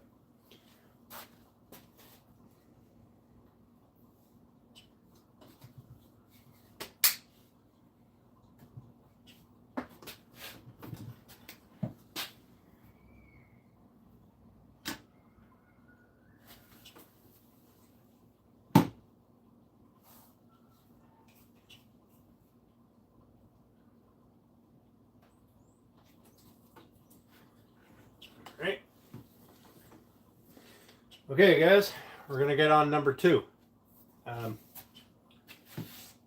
those of you that are hanging out and watching, I appreciate it. For those of you who need to go away while I do this, I appreciate you too.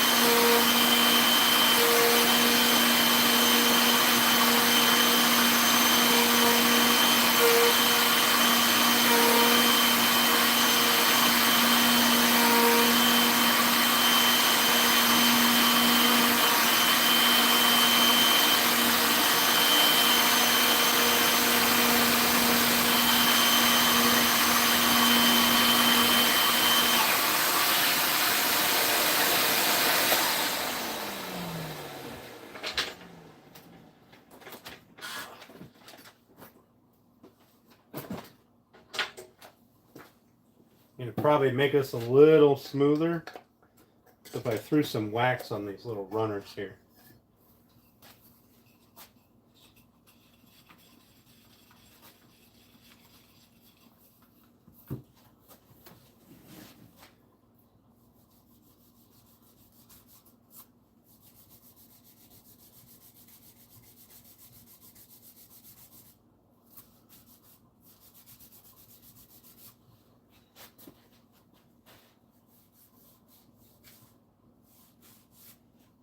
Since it's wood on wood,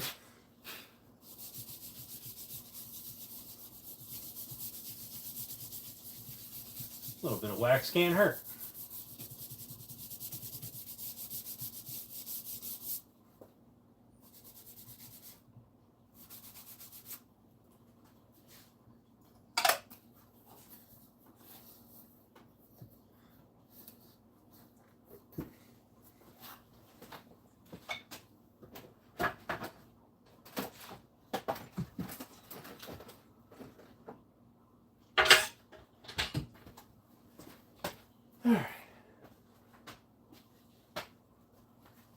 Like this, just clean up a little of the excess.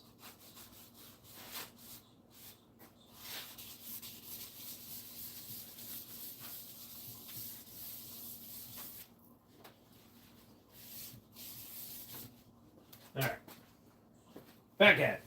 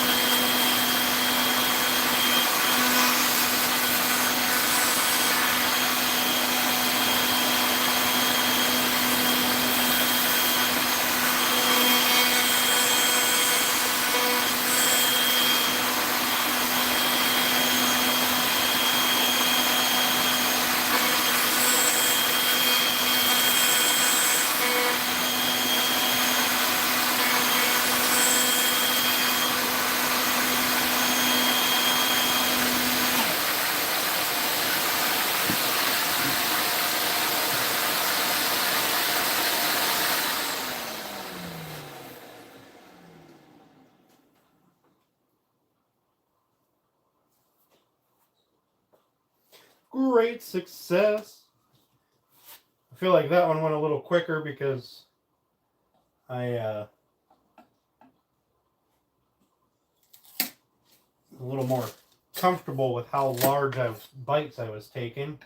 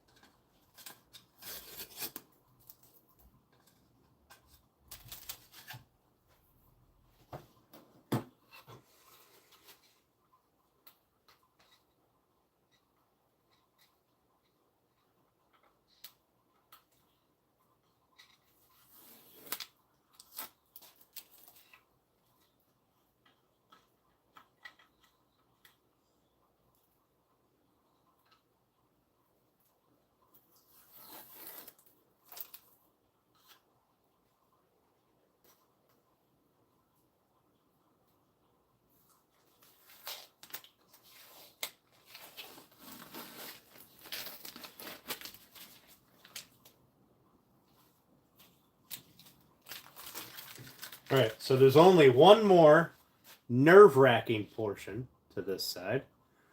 There's our heart. You can see there's no real tear out.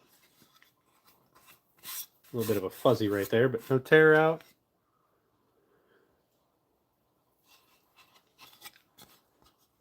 No tear out. This portion is where I'm most concerned about when I break through.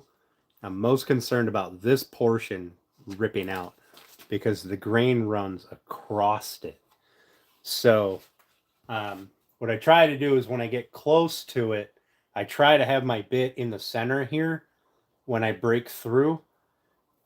You can hear it. I don't know if you guys can hear it, but I can hear when it starts busting out the little piece that's left. Um, that way I can work the bit up into there instead of it being, on an edge and then I'm coming around and I'm just ripping off big chunks. So only one more nerve-wracking one to do on this side. And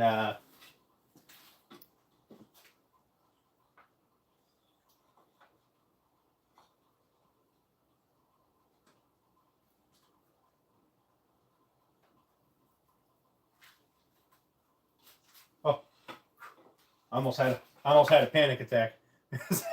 it matches. It matches. I just woo. Oh.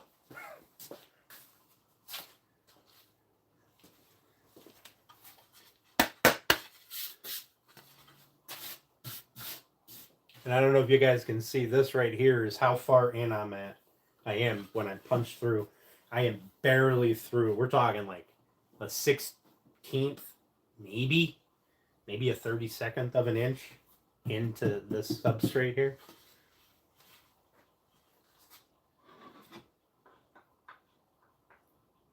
Okay.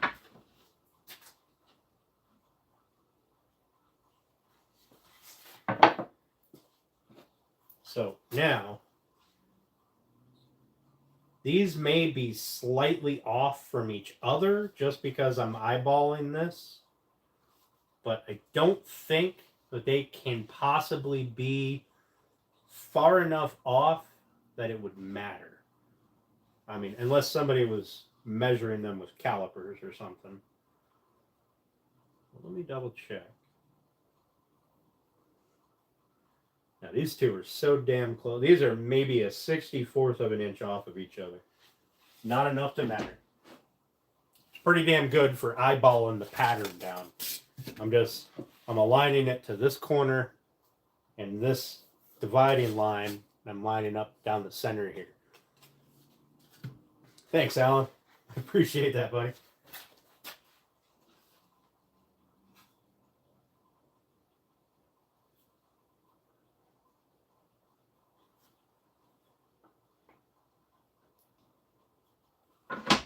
Okay, so take this side down.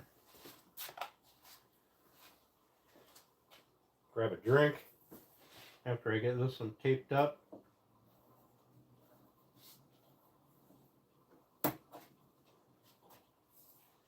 Now, I guess alternatively, what you could do is you could put the template in,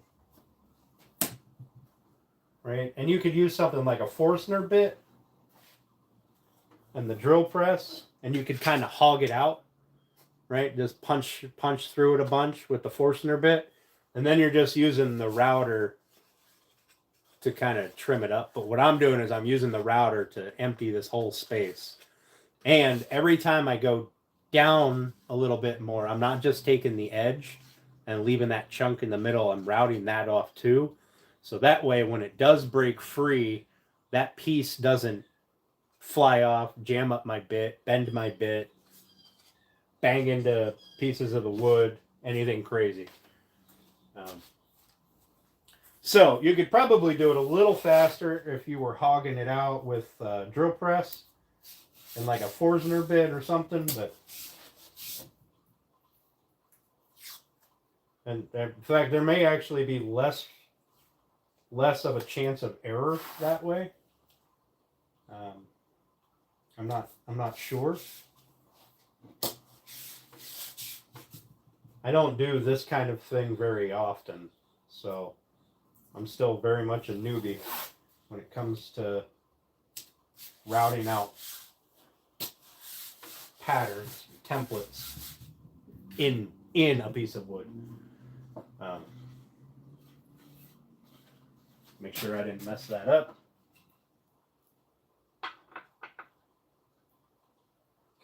grain matches that way. I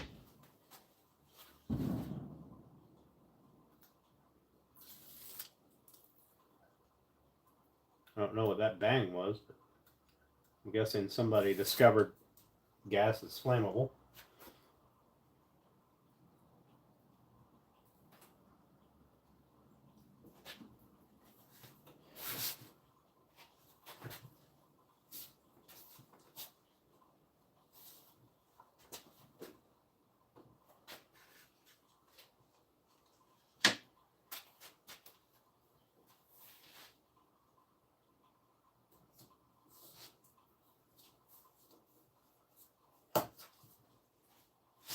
And the double-sided tape I'm using, it's a very thin strip of that white foam tape that you can buy at like the hardware store for like your car or whatever. You want to hang a picture up. It's the same kind of foam. It's just really, really thin. Hey, Ricker, how you doing, buddy? Thanks for popping in, man. I appreciate it. So, like, let me see if I can't separate this. I'll tell you guys the name of it if you like. I get it on Amazon. But it's that white, it's white foam. It's very, very tough, right? And very sticky. But it's super thin, but it's enough that it will allow you, like if you have a little bit of space in between your stuff, it'll allow it to stick a little better because it'll kind of fill those spaces. The other type that I use is just it's like packing tape, sort of, but it's sticky on both sides, like sticky like this stuff is. And if there's any kind of like gaps in your between your template and your piece, it will not stick in those. It won't fill anything. It is literally just that whatever two pieces are going to touch, that's it. That's where you'll get your stick. Here, I'll share this. This is the stuff that I'm using. In fact, here, let me. This is the stuff. Oh, God. There it is. This is the stuff that I use primarily. And I get it, 1/2 inch wide. I'll even go up to 1 inch wide. That's very, very sticky. The 1 inch wide has a lot of grip power. But I get it on Amazon. It's fairly cheap. And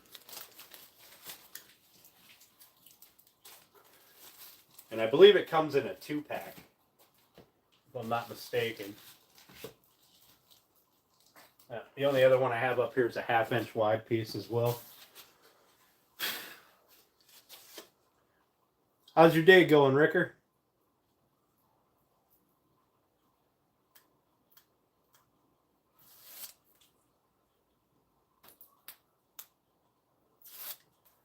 Now I'll use it when I have a template for doing like charcuterie boards and I'm routing out a handle, or even if I have a full size template, I'll use it for that as well.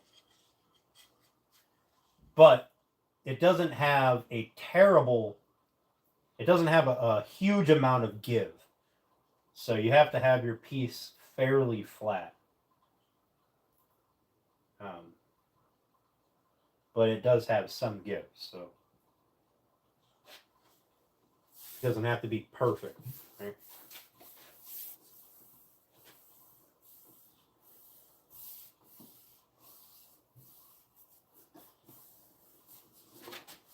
And it seems to be kind of pressure evaded. That's what the really thin plastic strip stuff is that I have. Right, I have a roll of it somewhere, but it's like 1 inch wide, and the tighter you can squeeze them together, the better it sticks. But it will sometimes you'll peel the plastic bit off and it'll leave the residue. This stuff, I haven't ever had it leave the residue. And if it does leave a little bit, you just like rub it off. You just like kind of that, and it rubs right off.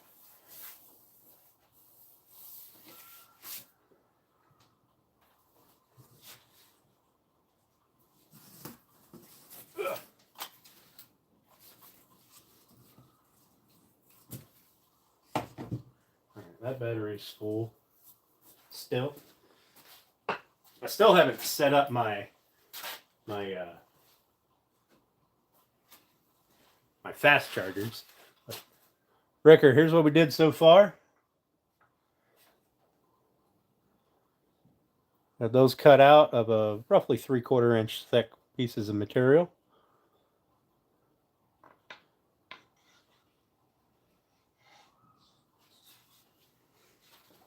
Now, just because I'm curious, and not because I'm going to do this, but because I'm curious,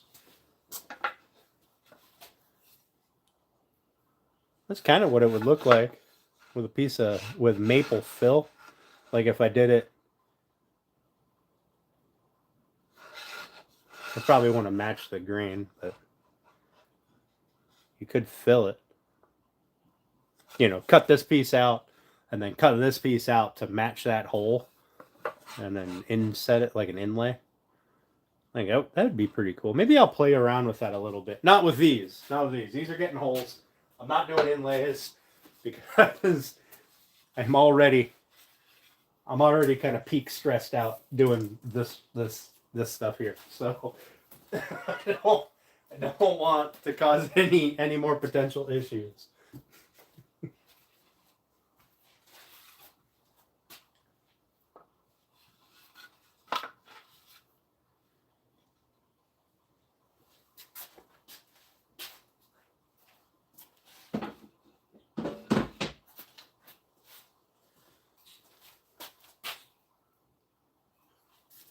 All right, last one. Guess there's nothing to it but to do it, huh?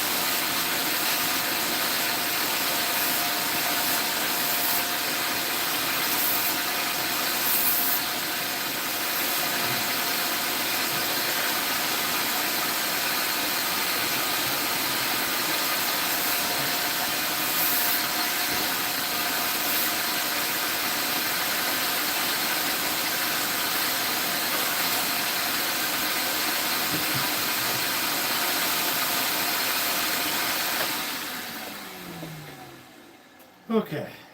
Let's see how we did. Hey, Peyton, how you doing?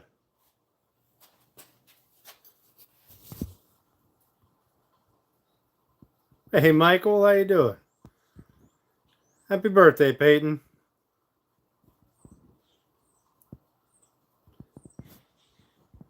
We hear grass here. I don't know if he's here or not.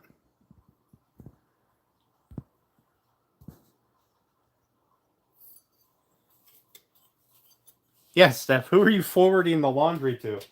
I've got laundry that needs to be forwarded to somebody else.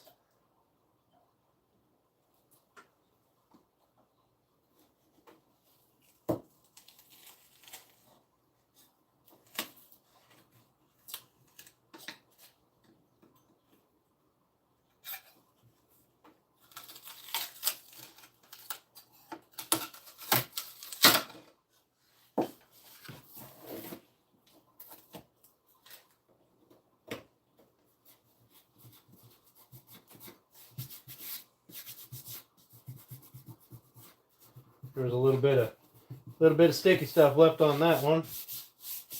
Probably because I peeled it off. Stupid.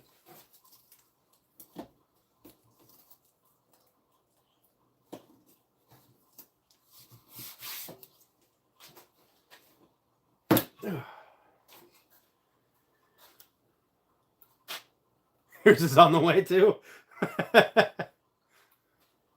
That's awesome, Peyton. Well, congratulations on making it another trip around the sun. Hope you had fun at the Aircraft Museum.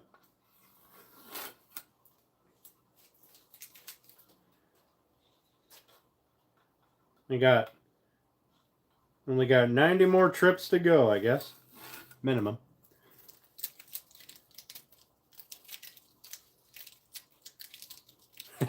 Right?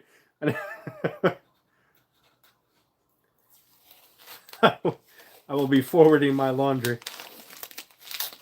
Although I've seen how long it takes her to do laundry. Alan, you might have to go buy new clothes.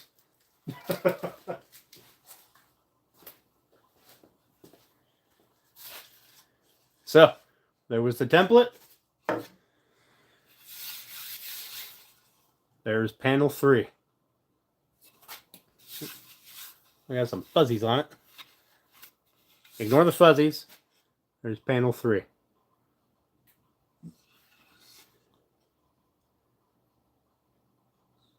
No tear out. So, that means we succeeded. At least on these 3.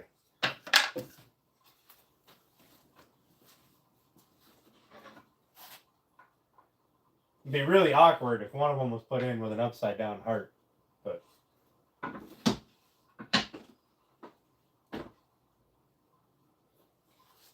now all we have to do is fill the inclusions, sand these flat, and we can assemble. And it's 3 o'clock. So I've still got about 2 hours before I'm going to let you guys go. So we'll pop that out of there.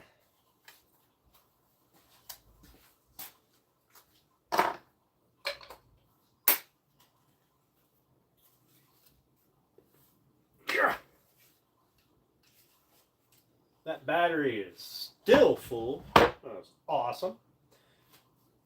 All right, put this over here.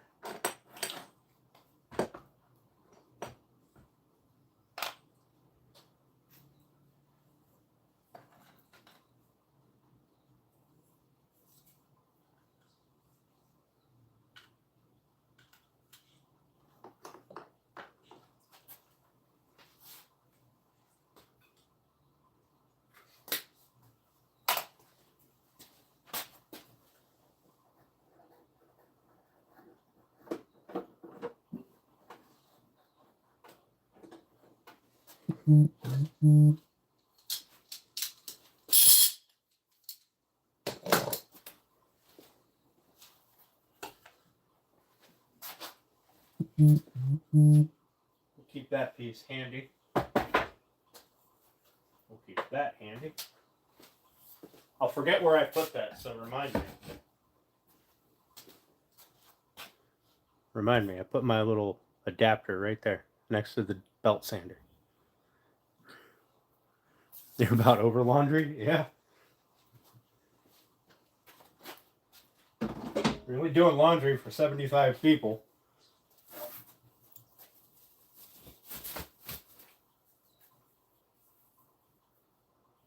$75 people who apparently change clothing 4 times a day.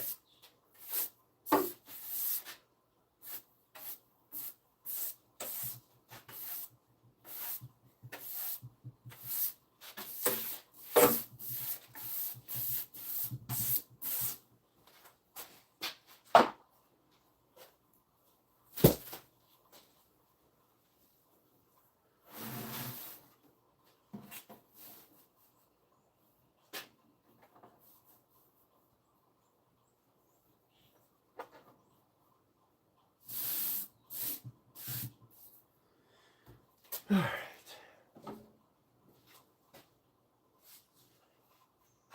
So the only side we're particularly worried about is this side.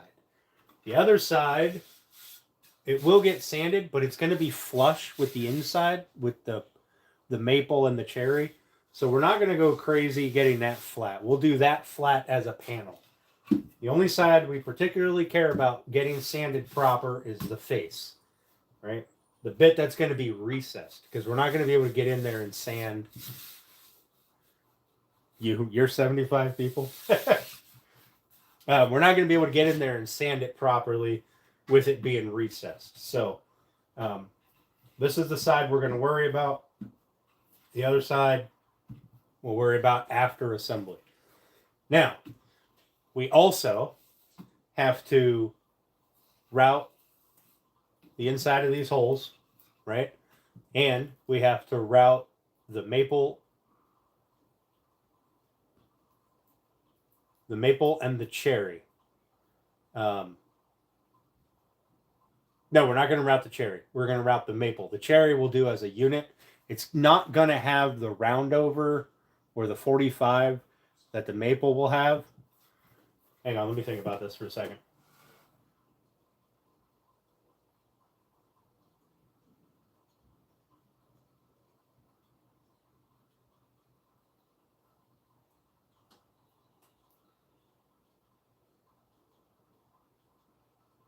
Yeah, we will. I'll take care of the cherry rails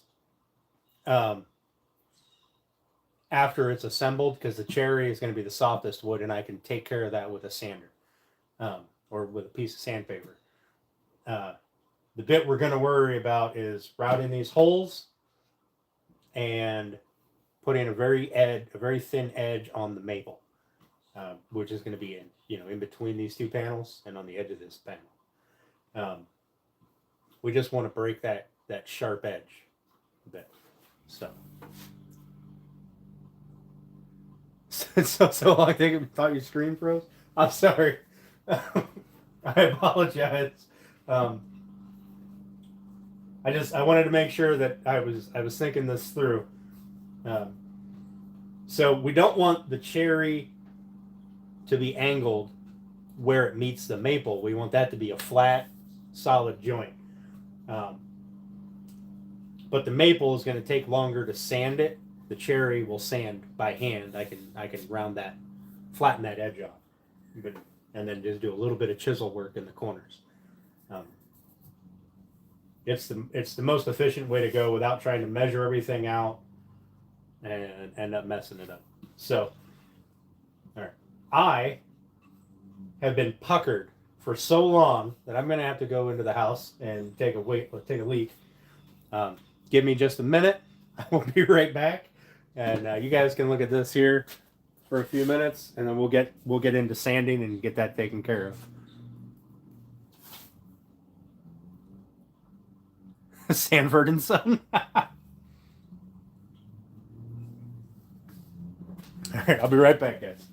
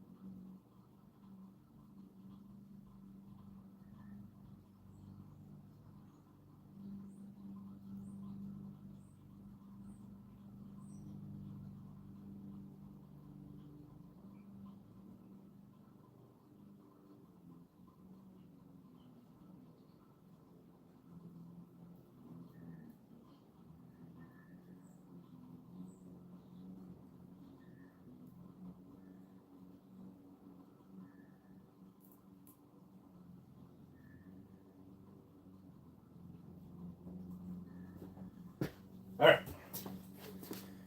All right, I'm back. Okay, so I'm going to swap out my 80 grit. Not because I don't think it's bad, but I did use it already. Kind of wore it down.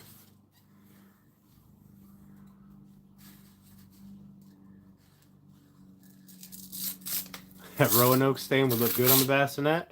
It would. I mean, that was a good color. That was a very solid color. I'm going to look into getting it. But this bassinet is going to have no stain on it. This is going to be natural. Oh, my last piece of 80 grit out of this box. Natural wood tones with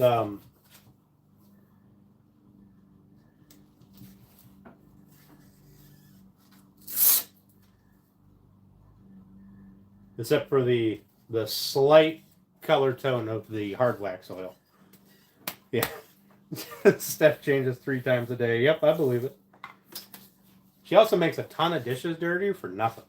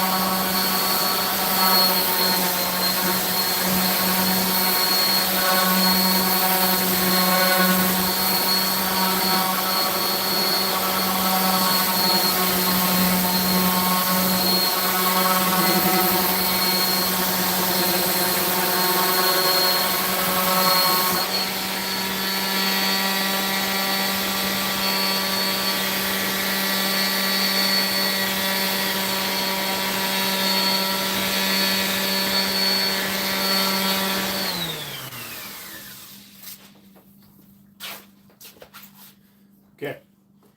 Before we switch grits, I want to blow these off with the air gun. Rust-Oleum brand, achieving one coat and it did. Yeah, that looked really good. So I want to fill these inclusions, and then when we do the back, when we sand, we'll fill the back in. But I want to fill these in now, and then I'll switch to the next grit of sandpaper. So bear with me for just a moment while the air compressor runs.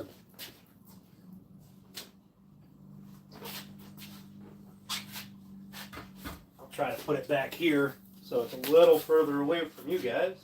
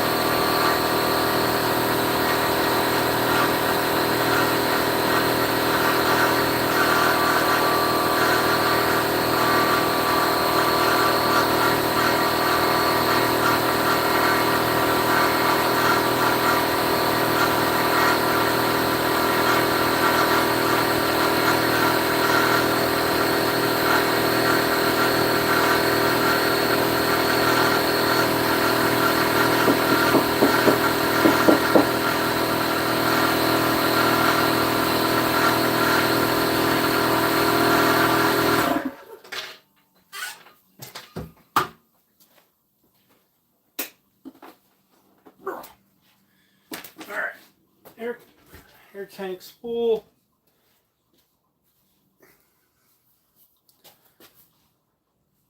Dan's sister. No, she's a friend of mine. After wearing them 3 hours, fold them back up.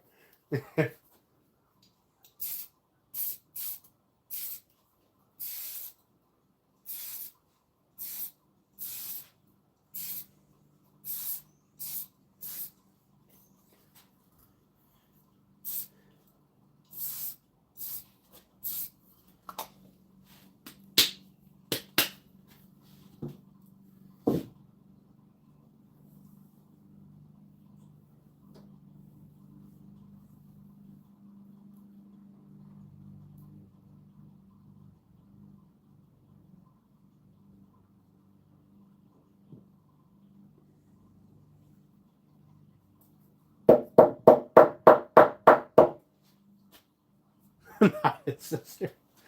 Yeah. Alright, so that was all the filling that I have to do here. Now, we've known each other for, how long has it been now? Like 15 years? Something like that.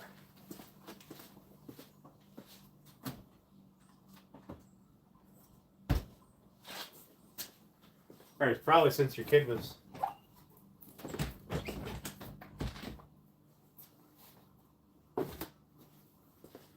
Well, hell, since you had both kids living at home.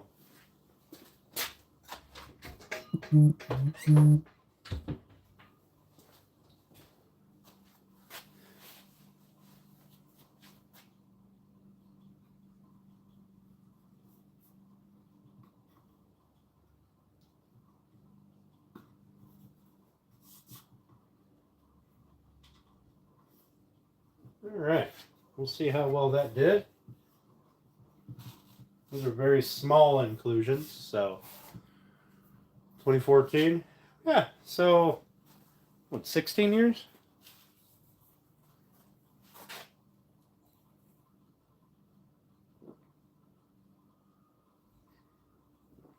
No, I think shellac is fine.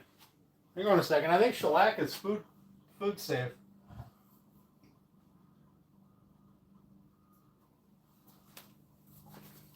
Let me look here.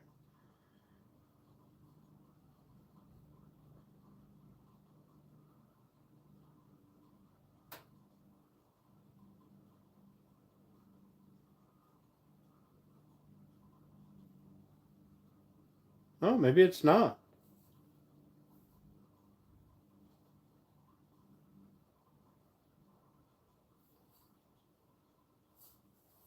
I guess I thought shellac was food safe. But it's not a film finish.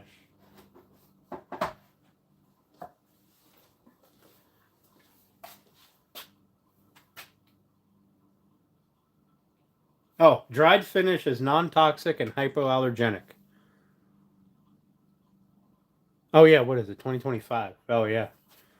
Yeah, so it says here, which you can't read because it's backwards, dried finish is non-toxic and hypoallergenic. So, and because it's not really a film, it kind of soaks into the wood. I'd imagine you could use it on something like an herb stripper. Feels like 30, yeah.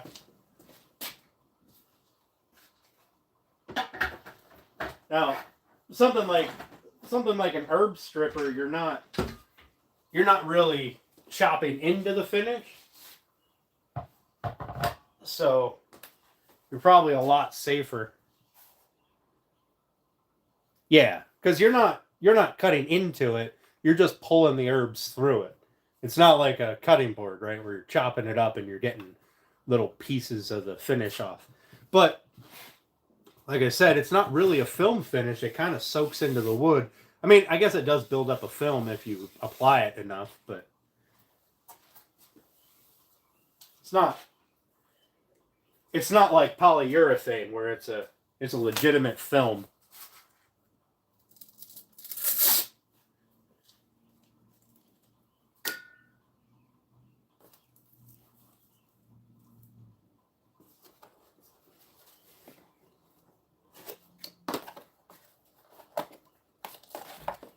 All right, we're gonna bump this up to 120. We're gonna take these all the way up to 220. So, and it shouldn't take long to get to where we need to go, because sanding doesn't really take that long. After you get everything, after that first initial takedown. So we should be able to get these assembled here right quick.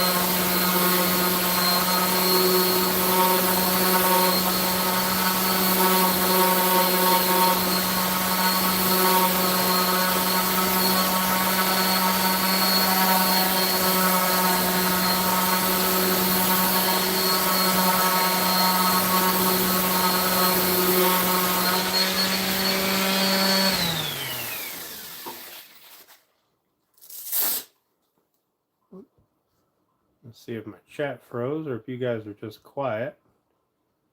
Oh, you guys are just quiet. All right. So before we get to our final finish, we are going to, or our final stain or sand. Before we get to 220, we're going to stop at 180, which this is 150. We're going to stop at 180. We're going to do the routing on this side. Okay. And then we're going to hit it with the 220. And then we're going to assemble. We're not going to worry about this side until it's assembled because this is going to be flush anyway, so it doesn't matter. But this side, I don't want to run into my maple sides, my maple stiles. So we're going to route that out and then 220 it, and then we'll be done and we can assemble.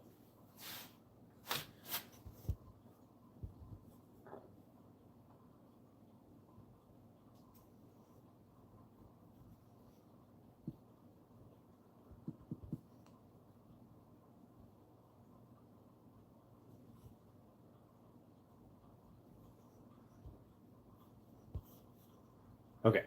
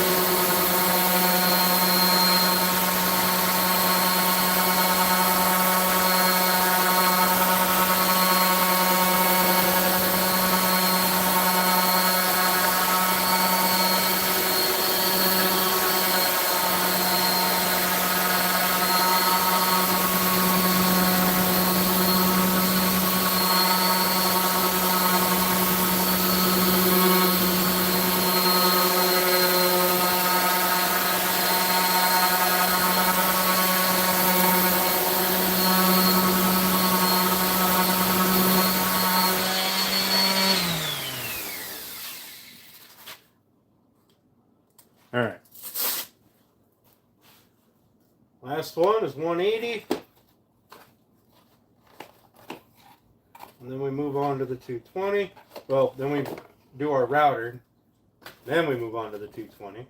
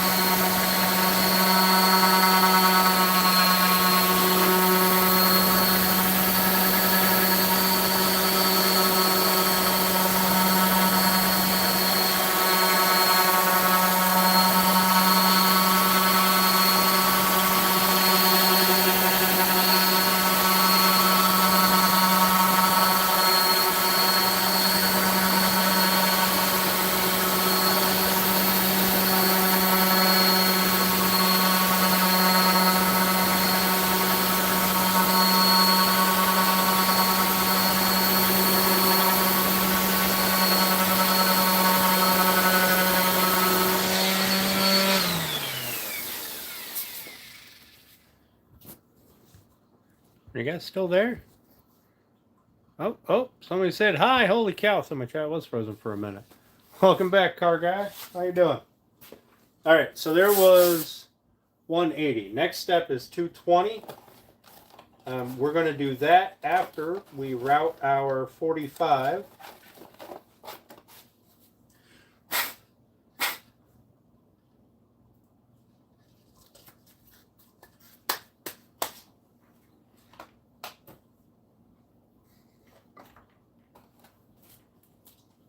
Hang on, I just spilled my sandpaper over here. There we go.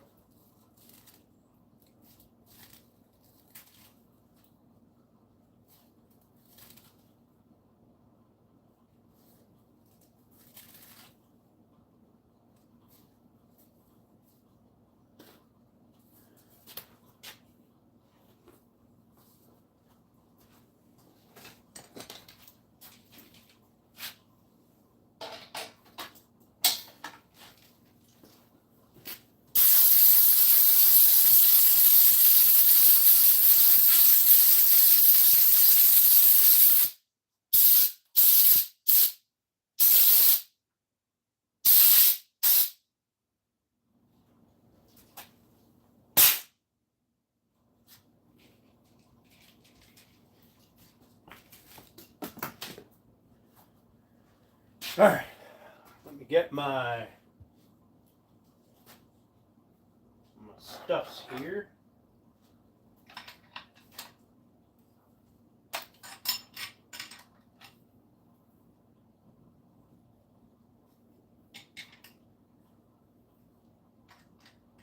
Oh, I already got the 45 in.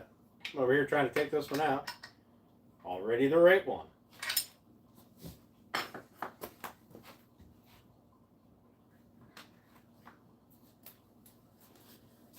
Okay, so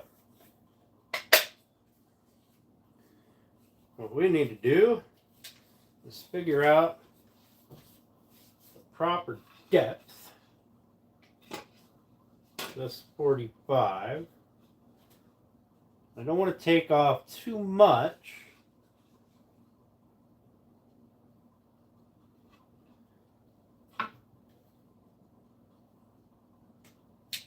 Let's go with that. All right. That's the wrong side. We need that side. We need the pretty side. Okay. We're going to route this. And then we're going to hit it with 220, and then we can begin assembly.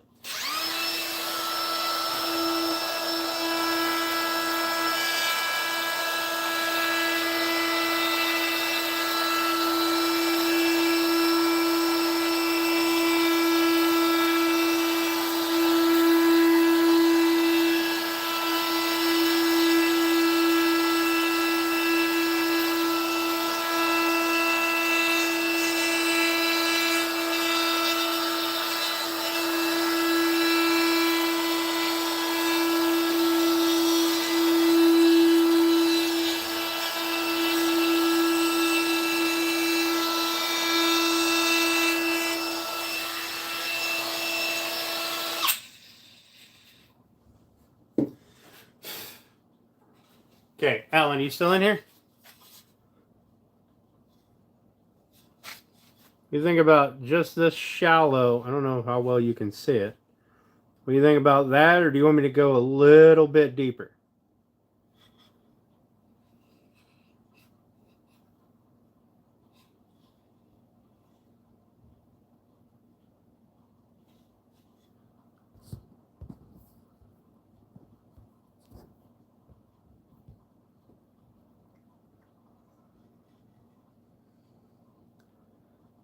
What do you guys think? That tiny little bit? We're looking at, I don't know, an eighth of an inch? Or should I push it more to 3/16? So a little bit deeper.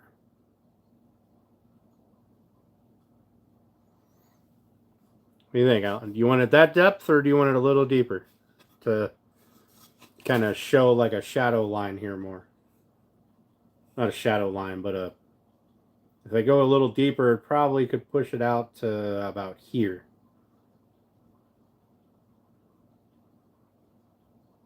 The inside will have a round over, so we're not worried about the inside.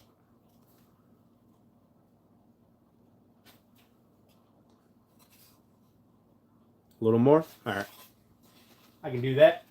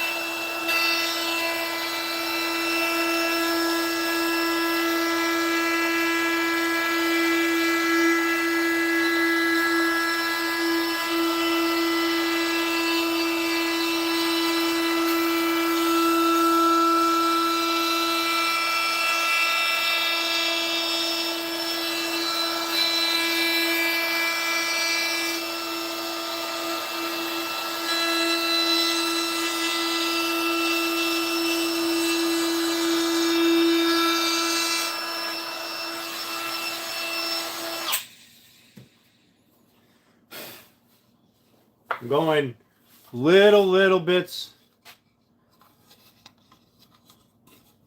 Let's see if I can't get you underneath a light so you can see. I'm going tiny bit. Whoop, almost fell over backwards. I'm going real little bits. So you think about that, or a little bit more.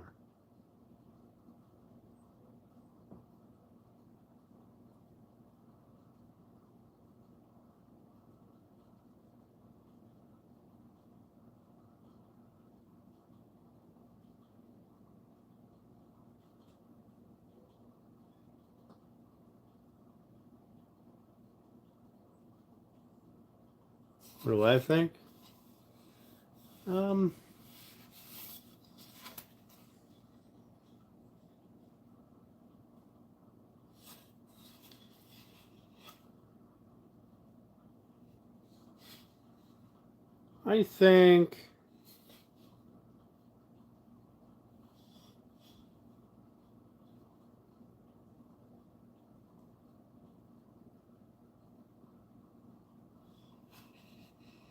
I think I might go a touch more. Looks different in person. It does look a little different in person. I think I'd probably go a touch more.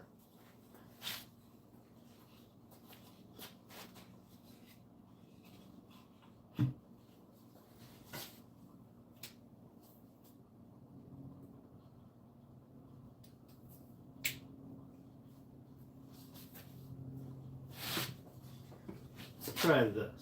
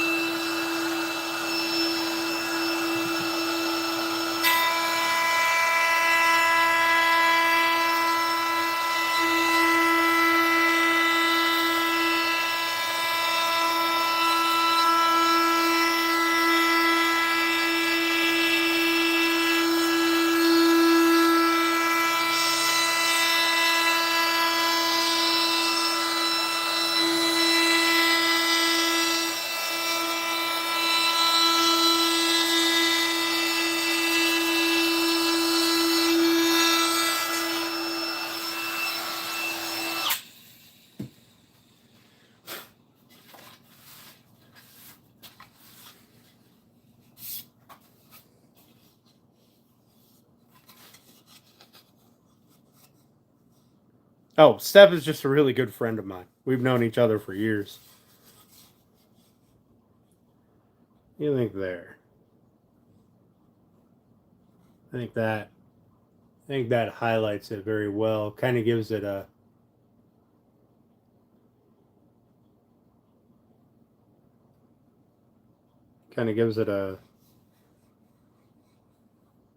like a shadow, not a shadow, but a highlight edge. Hey, Beck, how you doing? Yeah, I like that too. It's not too much. It's not too much, but it's not not enough, I guess.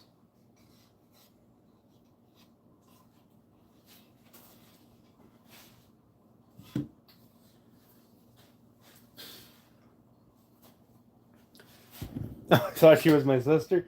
No, I mean, she's a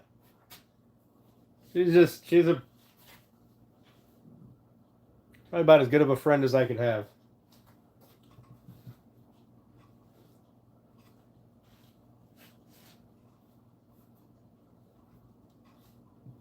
And a work driver.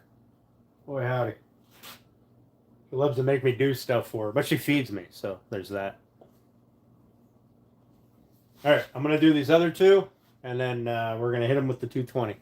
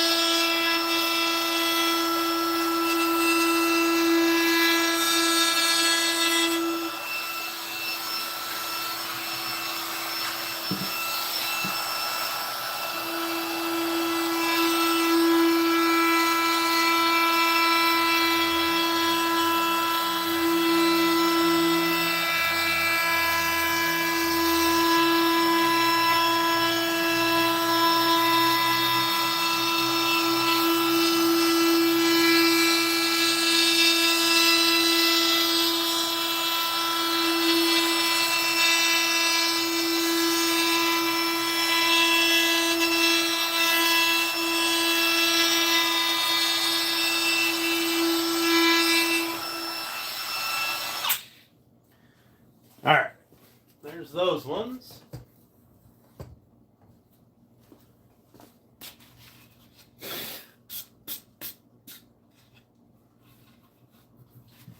Oh, I still do have to sand the, or I still have to do the 45 on the maple, but it's not going to be that much of a 45. That is a lot for this. So I'm going to take, actually, while I'm thinking about it, I'm going to set this up to do the maple.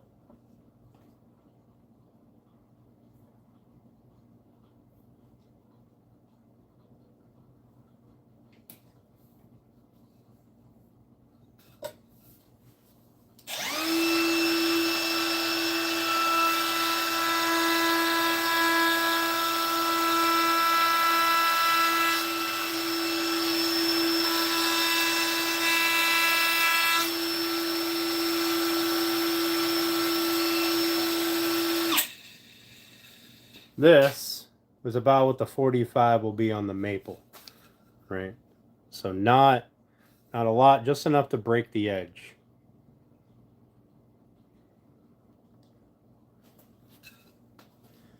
Okay. And then the other side will obviously match. But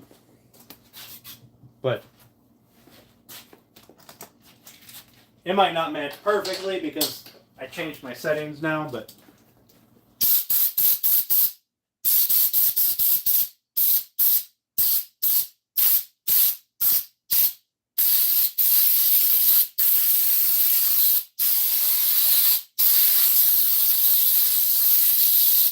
it'll match close enough.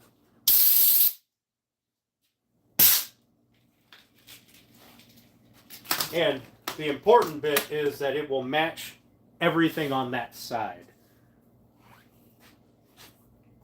That's the important thing. We need each side to match. Like, all three of these have to be the same on each side. So let me hit these with the 220, and then we can do some assembly. We'll do a quick dry fit. Make sure I don't have to fine tune any of the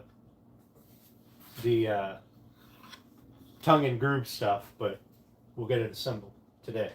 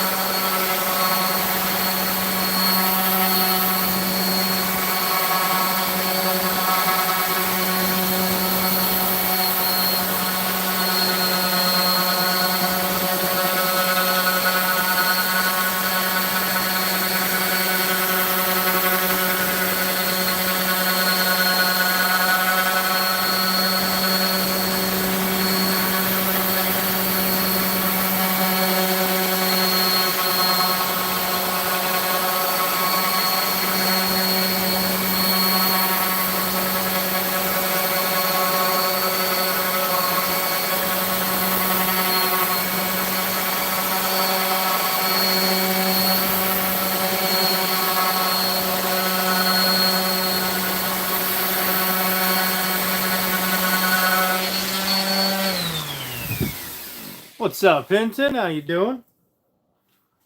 Thanks for coming in. I appreciate that, bud.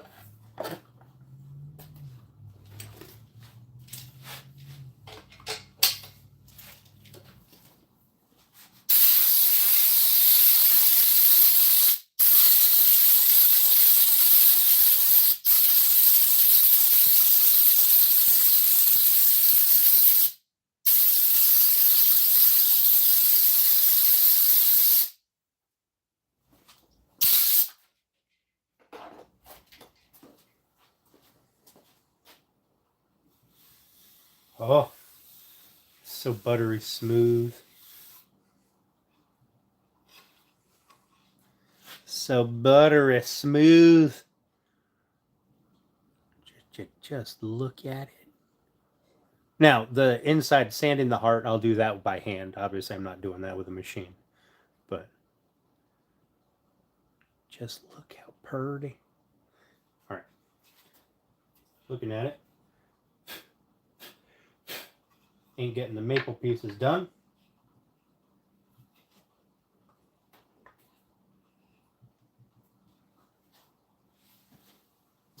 Let's get the maple pieces routed.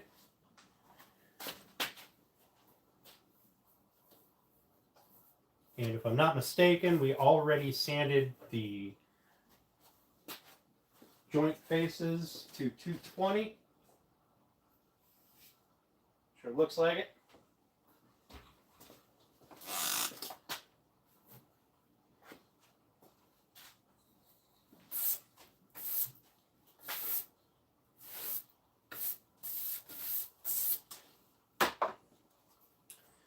So what I need to do is just route, got to pick a side. That's going to be the face. I got to route those two, not the back. Okay, so. And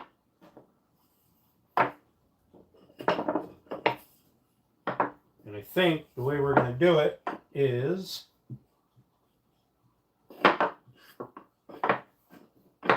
going to take my palm router. I'm going to put a clamp on it so that way it's stable on the table. And I'm just going to use it as a table. It's not the safest way to do things, so play with it at your own risk, but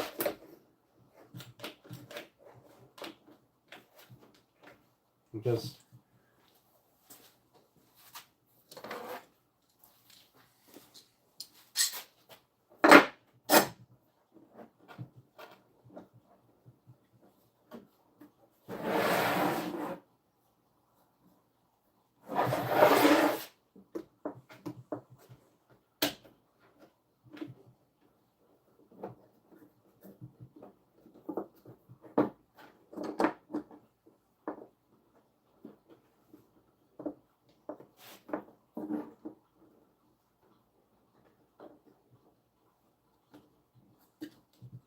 I just need it to be a little bit stable so that I can run my piece across. If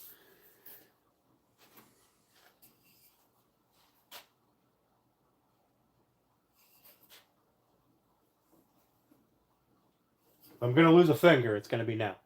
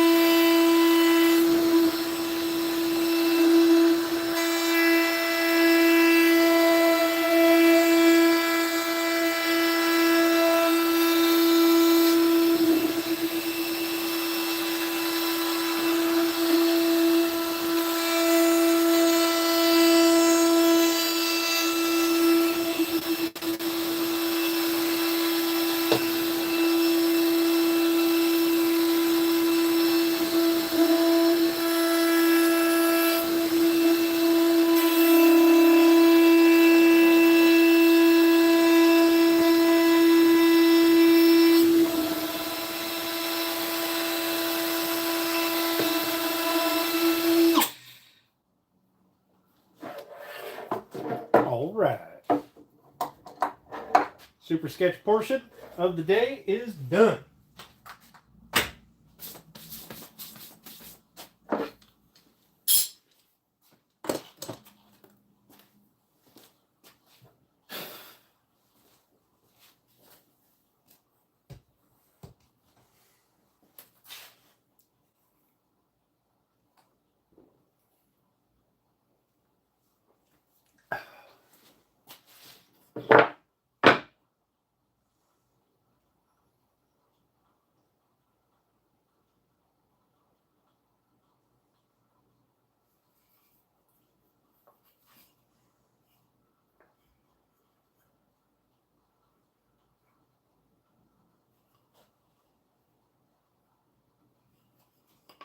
I think that's going to turn out quite beautiful. Get this table cleaned off. Let's get a dry fit. Make sure we're going to go together proper. And then let's get her attached.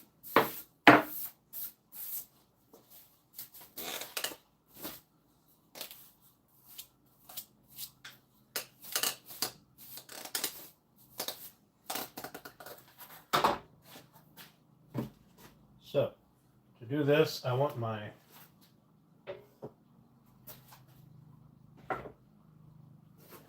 mats back.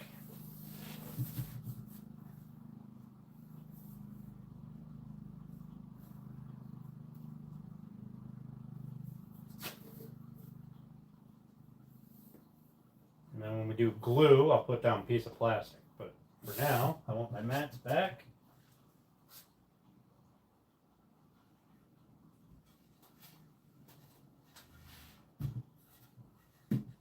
So that's the face.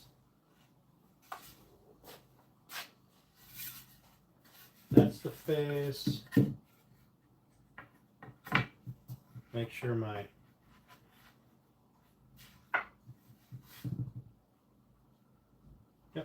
green matches.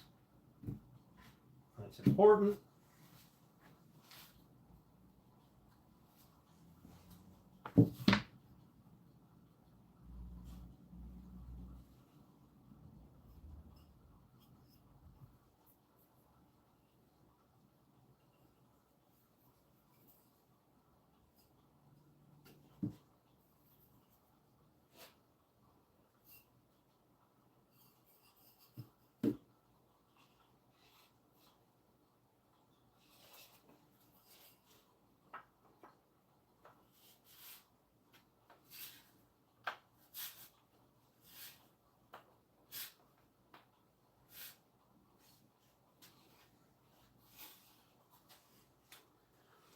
So here is how it looks with that little bitty 45 on there. Gives it a little bit softer edge. There's no way to hurt yourself on it. See, that 45 comes almost down to the black walnut. Almost. So that's a good fit.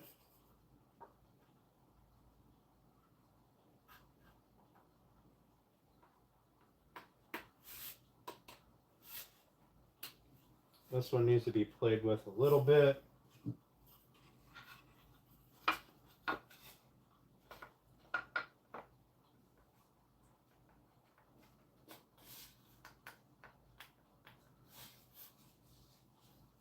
Oh, this one's upside down. Yeah. No wonder it needs to be played with a little bit.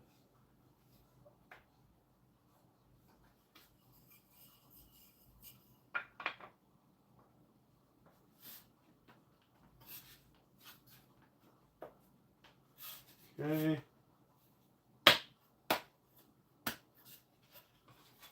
Now, does that have to be played with on this side?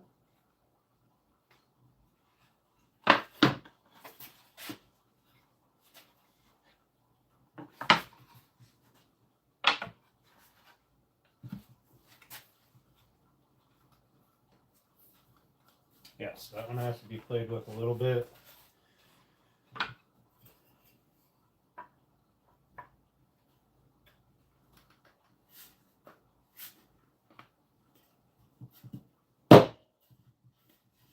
That one's a good fit.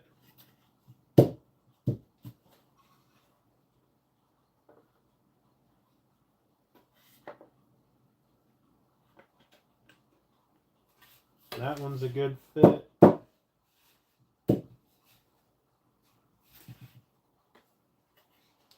And let's take this off. Okay, so that's the only one that has to be played with so far. And that one is a damn good fit. All right. We're getting there.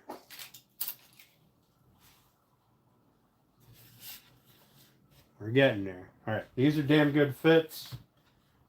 Now, this one is the only one I have to sand open a little bit. We got to do a little bit of work, or it might be, this might have to come down a little bit.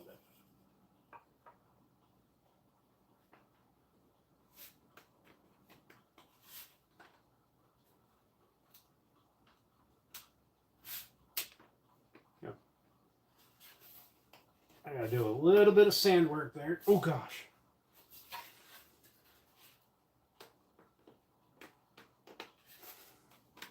There we go. Goodness. All right, I gotta sand this just a bit. So let's grab a sheet of sandpaper and a little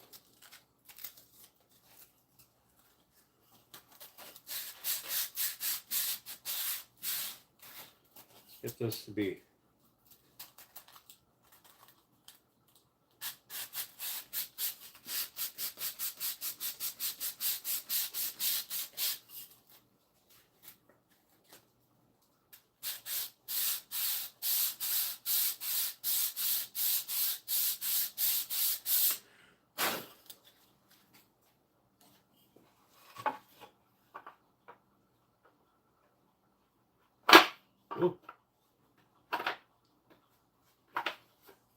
you take this other piece off of here. So I can hold this proper.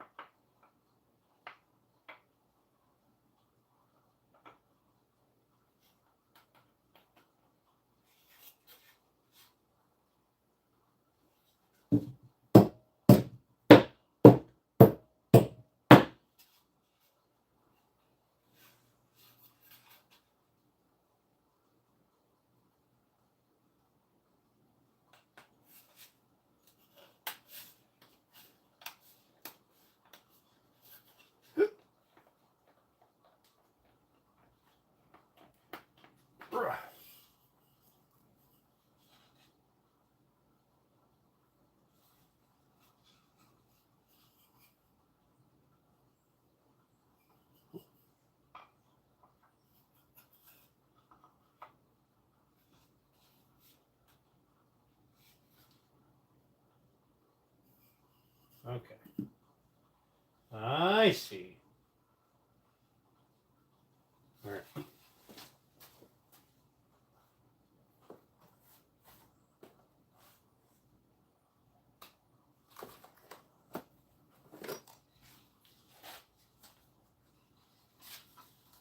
Grab us a sponge.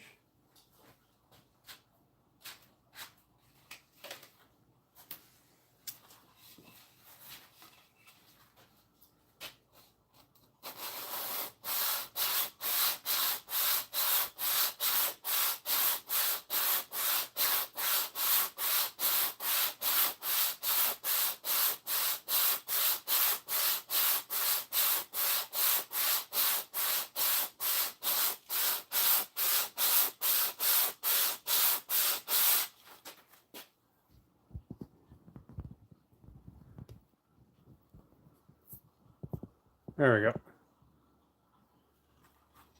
Hey, Smart Sloth, how you doing? Thanks for coming in.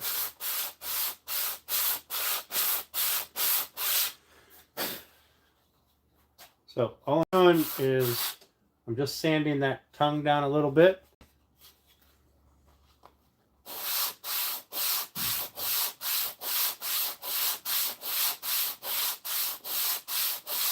So that I can get it to fit easier.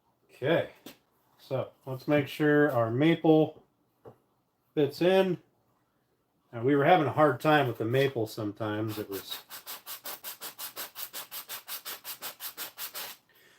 was being very ornery.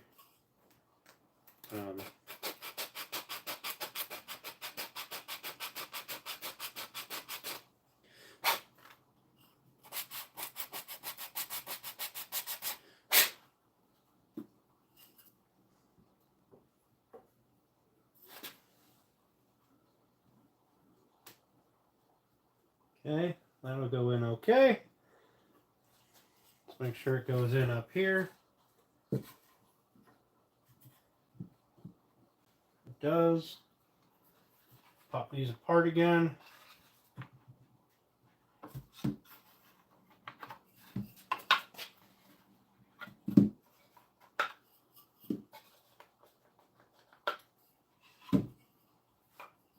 I know the black walnut will fit because I made those tongues rather loose.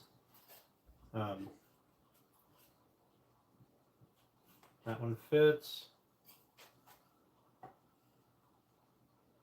That one needs a little bit of work.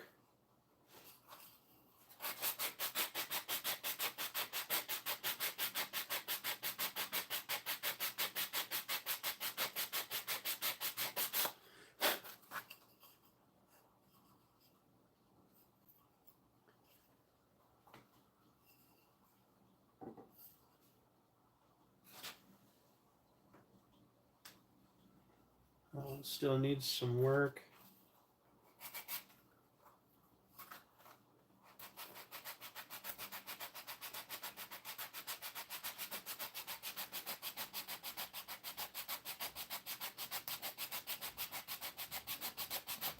No. They will all be glued together, yes. But I'm not concerned with the cross grain because the pieces aren't big enough to matter.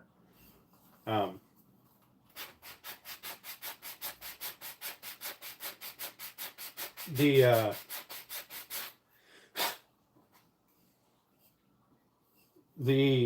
pieces they're not big enough that it's going to cause an issue. So yes, these pieces, this one will want to expand top to bottom, this one will want to expand this way. But there won't be a ton of glue here. There's just going to be a couple of dots of glue. So it's not going to be that big of an issue. And this panel won't be glued to the cherry much. There might be a little bit of glue, but the maple will be glued to the cherry. The maple and the cherry are going to be 99% of the structure of this panel. Welcome back, Roy. How you doing? Thanks for coming in again. Appreciate you. All right, so that one fits there.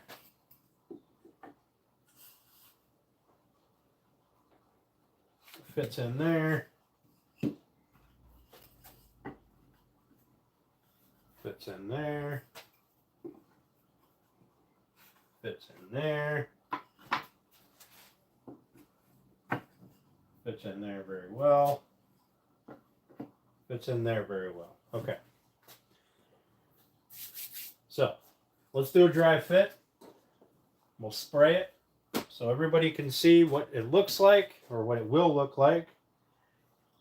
I'm not going to hammer pieces together. I'm just gonna slot them together.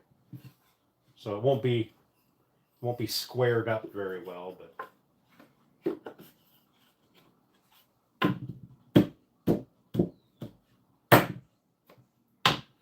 we'll have a decent view. We're going to see if we have any issues that need fixed before assembly.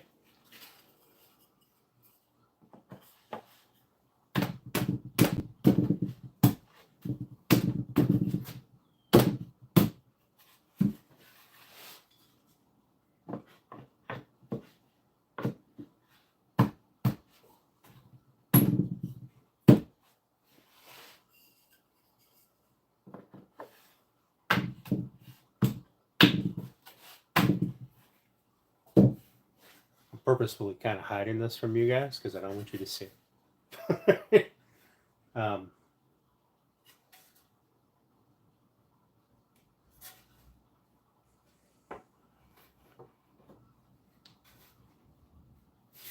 going to build suspense.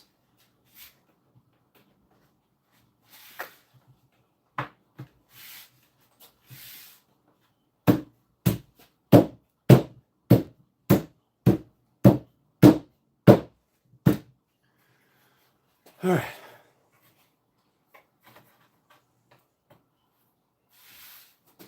So, like I say, we're not perfectly squared up, but it's enough to tell us if we have any major issues. Like this piece is twisted, right? So there's a gap here, but there's also a gap here. So when that's squared up, it'll be, the two gaps will go away. It'd be different if there was a gap on the same side, top and bottom. So we know that'll be fine. It'll be just getting my two clamps to square these up, and then my clamps across the top to pull everything together. And I think, because we got a little gap here on the panel, and a little gap up here on the panel, so that just means that that panel is twisted a little bit. So, you guys ready to see what it looks like with some, what it's going to look like, what might look like with finish on it? This will be the first look at the panel. Now we're going to spray it quick, and then we're going to glue her together. Are you ready? Are you ready?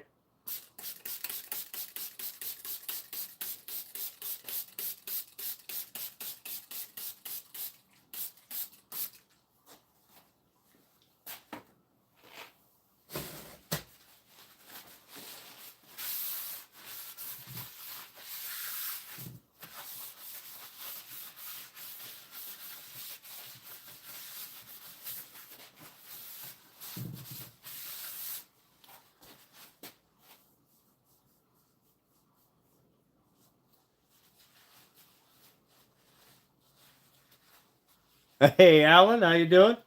Other Alan. So there we go. This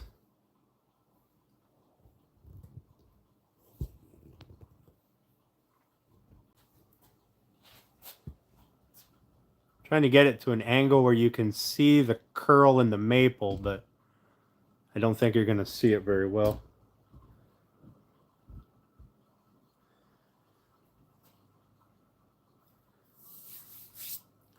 That is one panel.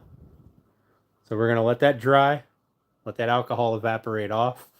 I'm going to have a drink. I'm going to get my glue ready. I'm going to get my gloves because I can't sand these panels. They're recessed. It's going to be a bitch if I get a glue print on that panel. So, I'm going to put gloves on. I'm going to get my rags and everything for doing the glue up. I'm going to get my clamps ready. In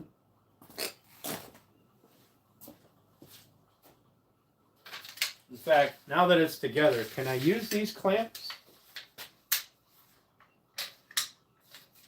I don't know if I can use these or if I got to use big bar clamps. Oh no, I got to use my big old bar clamps.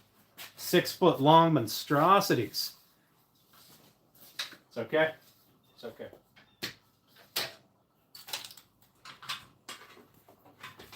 Let me see if these ones are a little bit longer.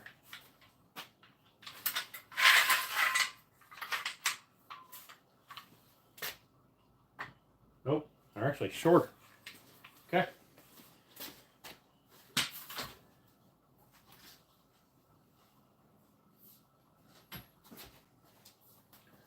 Big old bar clamps it is. We'll put a piece of tape on the bar so that it can't interact with the glue. Oh goodness. All the stuff is falling.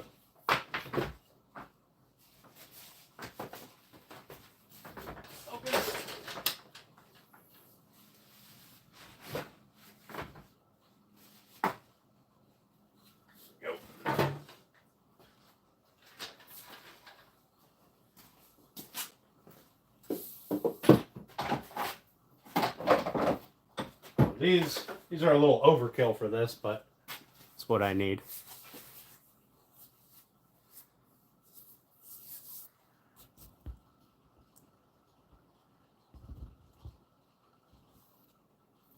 Some paint dry. It's not paint, it was just rubbing alcohol.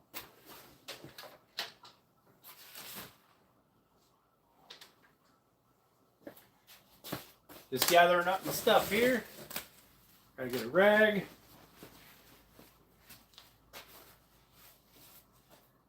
Probably grab 2 of them, just in case.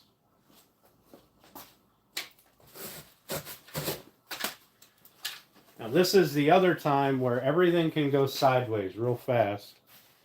So if I have glue run down through here, that means I'm going to have glue in my grain. Which means I don't have any other option but to sand, which means I'll be over here with a detail sander just rubbing. But we're going to try to avoid that.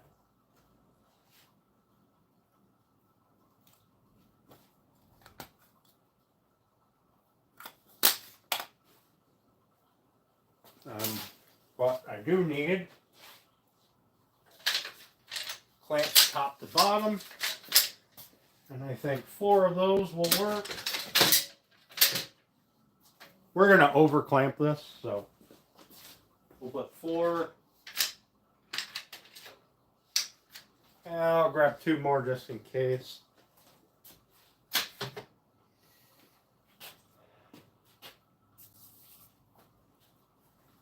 I need masking tape to tape off the galvanized rails on those 6-foot clamps. All right. We're going to move this thing as a unit.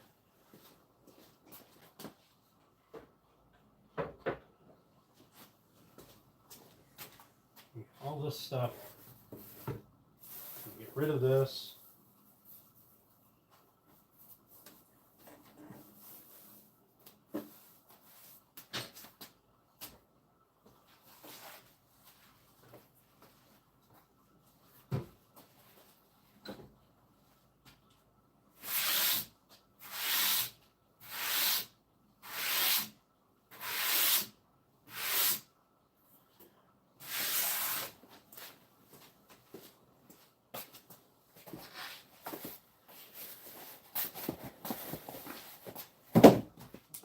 Razor knife.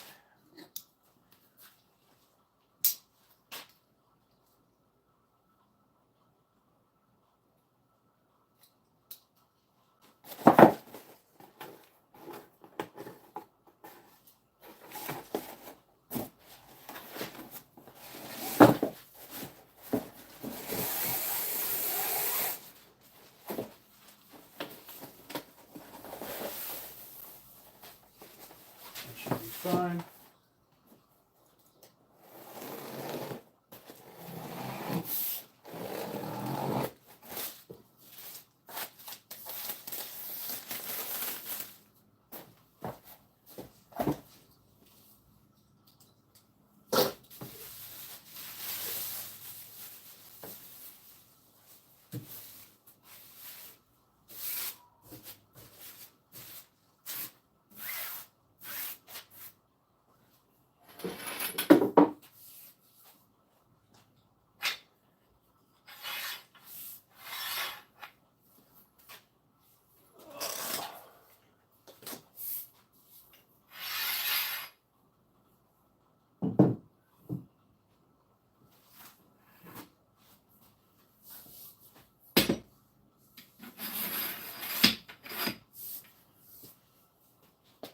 You can actually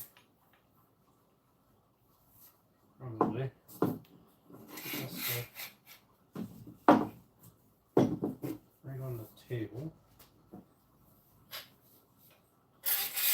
So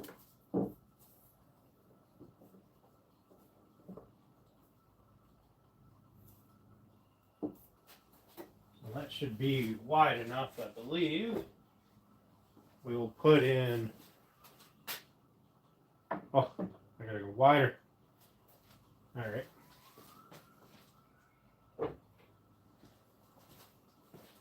We will put in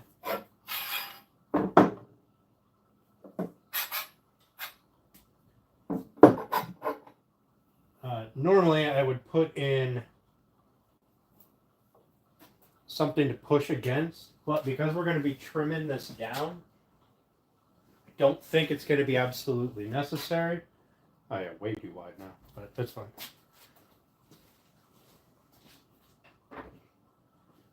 But I still may do it just because.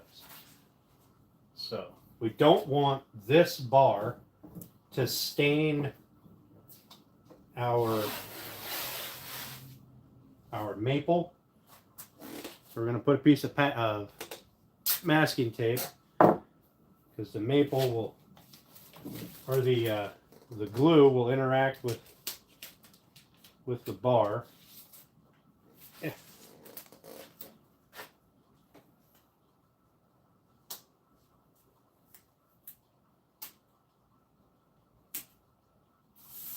So we just need to stop that, which is all this will do.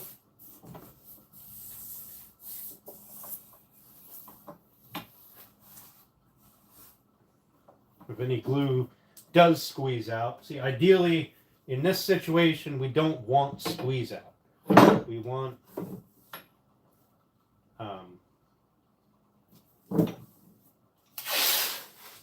just enough glue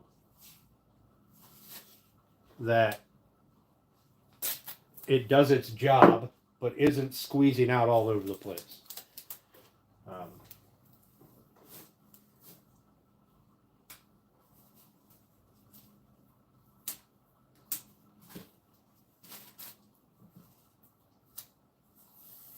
Now, a little bit of squeeze out on the back side won't matter.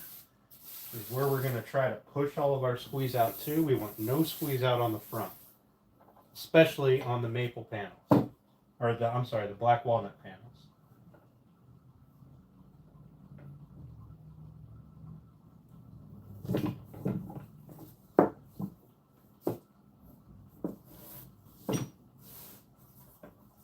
Tape this damn thing to the table or something.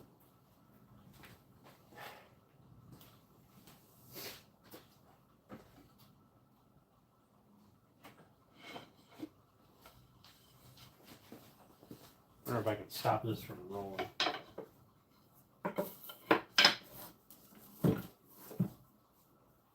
Put a little bit of resistance there. Maybe it'll stop rolling.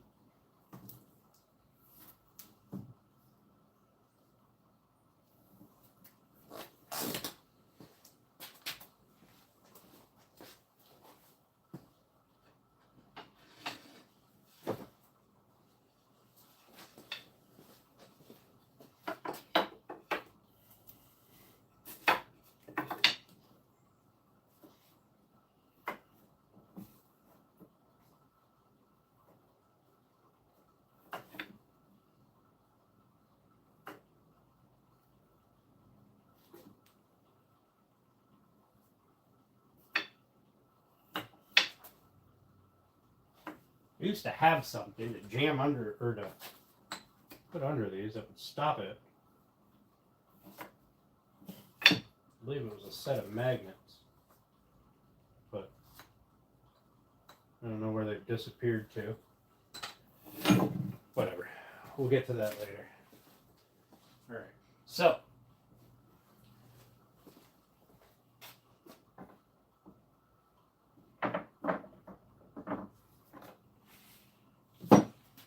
need to work these apart. They have to be assembled in exactly the same manner as they are right now.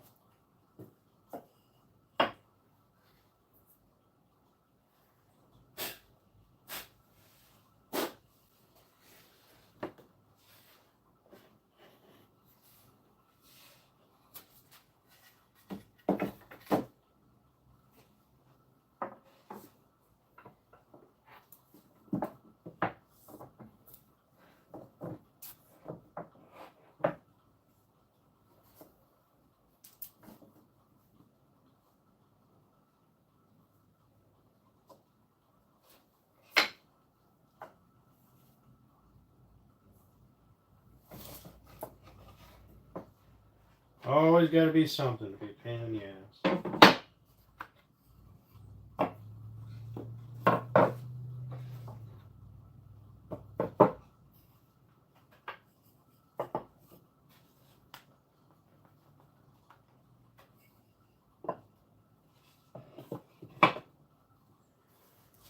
Okay.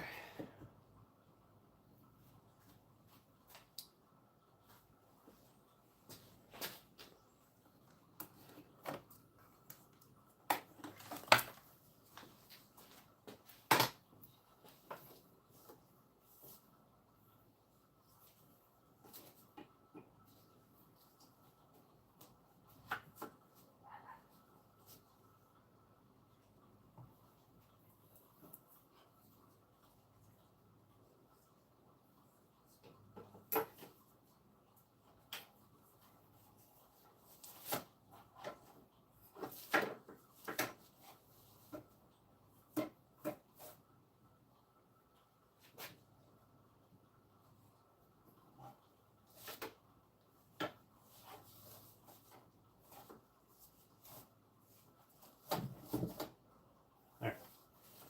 Stay put.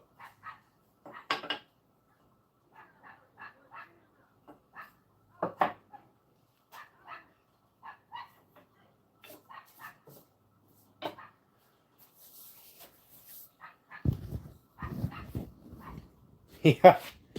Yeah. Well, there is feet on here, but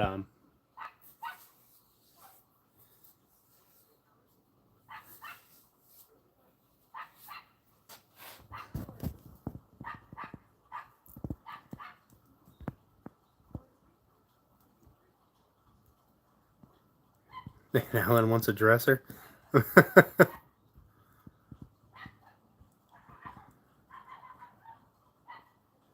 Surface finish before gluing. We're going to be doing a oil finish, a hard wax oil. So we're going to assemble them. We have to sand the flat or the back flush, and then sand any discrepancy between the maple and the cherry. Make sure that's flat. The only thing we had to finish sand was these panels on the face. So now I need my glue spreader.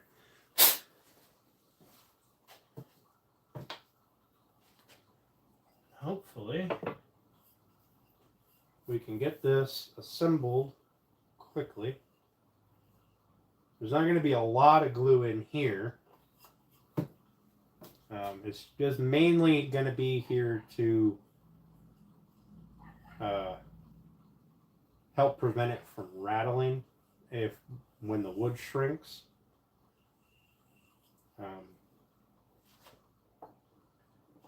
This wood expands and contracts, right? That's normal.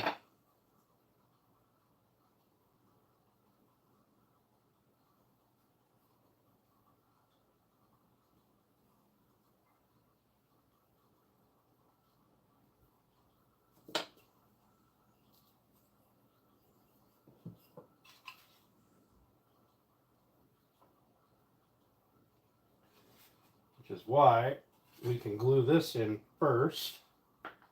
We'll get this set in first, and it won't affect our overall system. Yeah, it's mostly going to be here to take up space. That's pretty much it. You're going to put a little bit, I'm going to push it up to the back side. There's going to be minimal glue towards the front. There's any squeeze out we want to be on the back anyway. So we're not going to glue the front edge.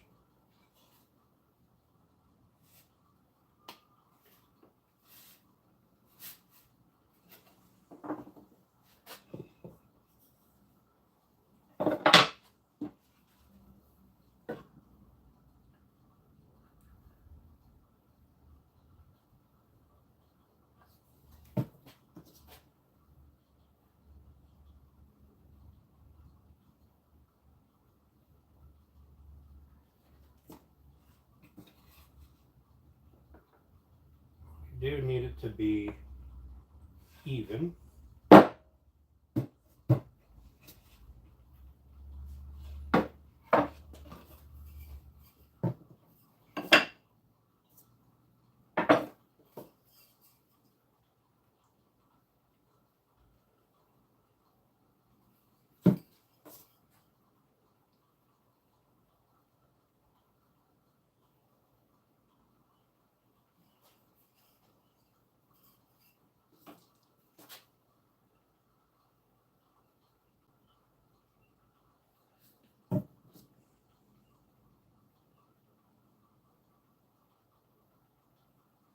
But normally I would agree with you. Get your finish done before you assemble. It's definitely easy, but now we're approaching the point where I'm going to need gloves.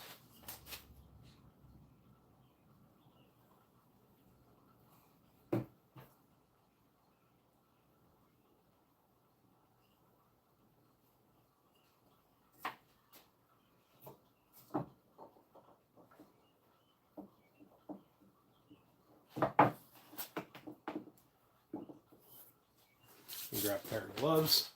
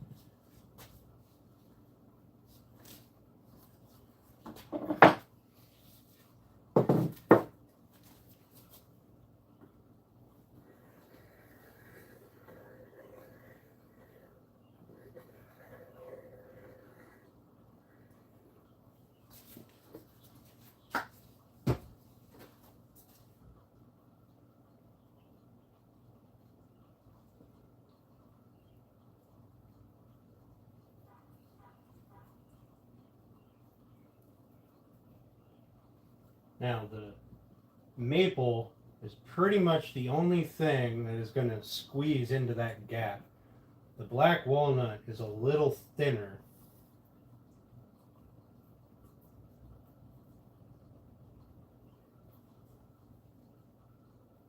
So it fits in there fairly loosely.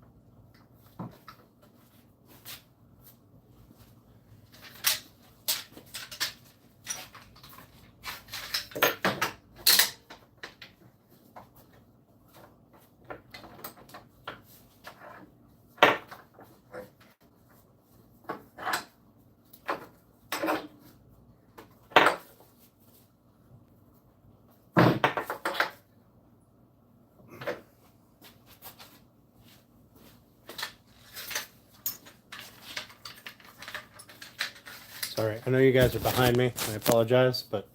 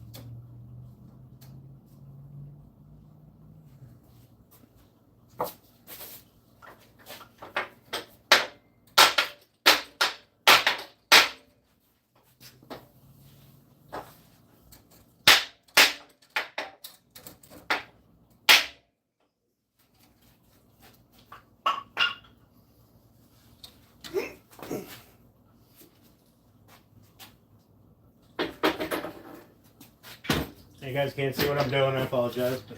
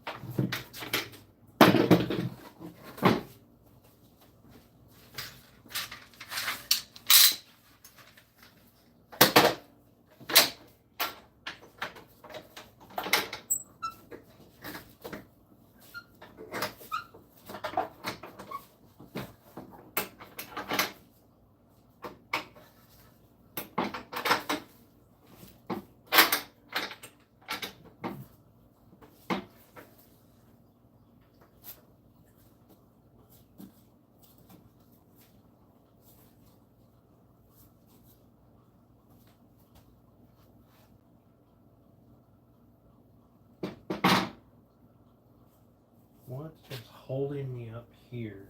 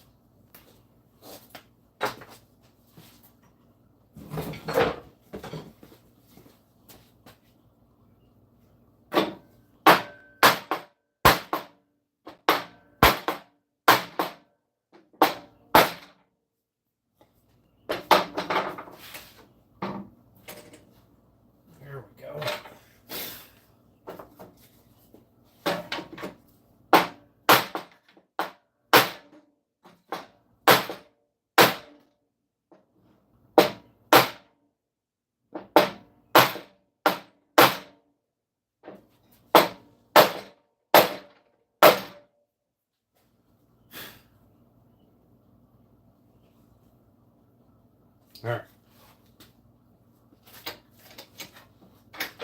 All better. I had one section. Here. I tried to have a gap. So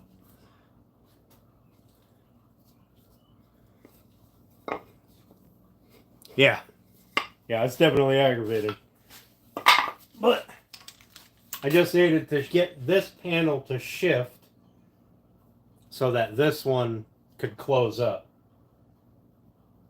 So I think we're good now. We got our gap closed up. Got no gaps up here, no gaps there. I think we're good now. So that being said, I need a drink. Thanks, kid. I appreciate it. Sorry, I haven't been keeping up with chat. I'm going to finish my drink, and then I think I'm probably going to go have dinner because there's nothing else I can do with that at this point.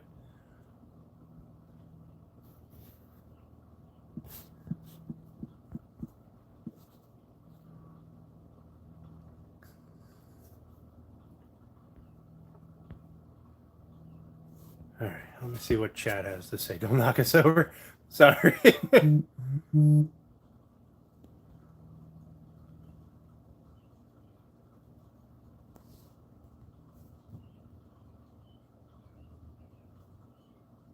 Yeah, that's a good saying, Smart Sloth.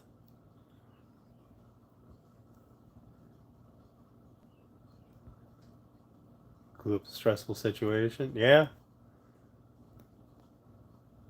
Almost hit you in the face. Thank you, CJ. I appreciate it. Yeah. Yeah, I think we're this and the other panel, I think, are the two most difficult portions of this. And we should be really close. I didn't measure it, but let me measure it just to see.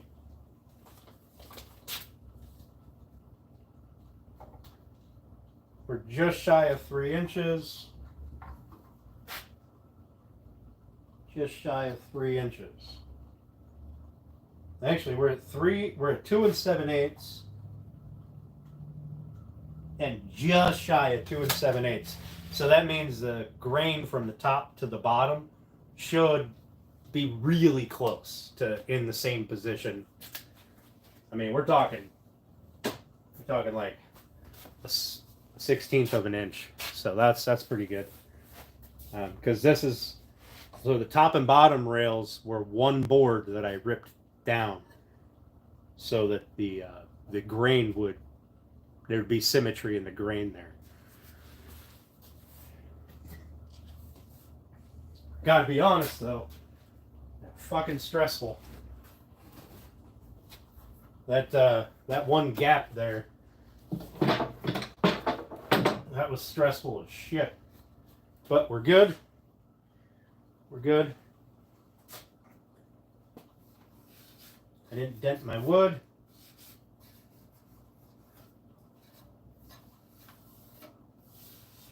So we're good. Oh, man. I sure hope so.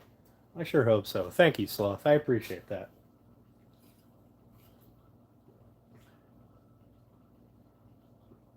And then anything after glue up, and then when I take it apart, I pulled out of clamps. If there are any gaps, I will fill those gaps as needed. But right now there is none, or at least none to speak of. I don't know if there's anything underneath the clamps here, but I don't think so.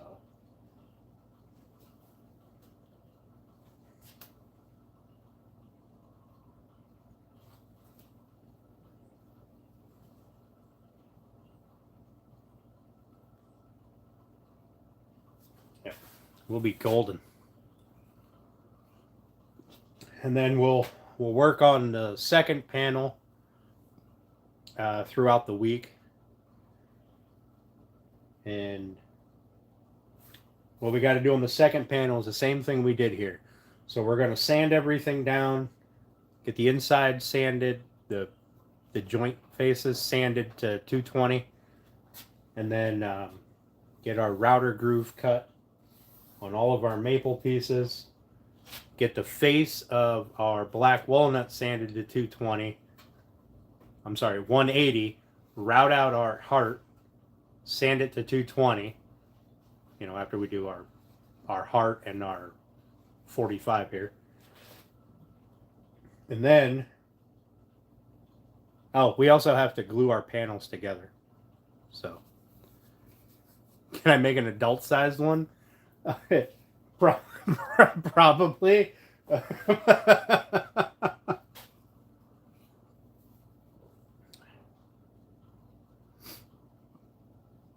Yeah, I know. I'm not a big domino fan. Just because the cost for investment is too high for what I'm trying to do here on the channel. So what I'm trying to do on the channel is to show people that you don't need to spend $40,000 in tools to build something. If I go buy a $1,500 domino, that kind of shoots that right in the foot, right? Like this whole thing was built with stuff that you can buy at the hardware store, right? I mean, aside from the lumber came from the lumber mill, but like my Lowe's, I think it's Lowe's that has DeWalt. I could buy my table saw, I could buy my planer, my jointer you can buy there. Well, not the same brand. I don't think you can buy the Porter cable, but they're all the same.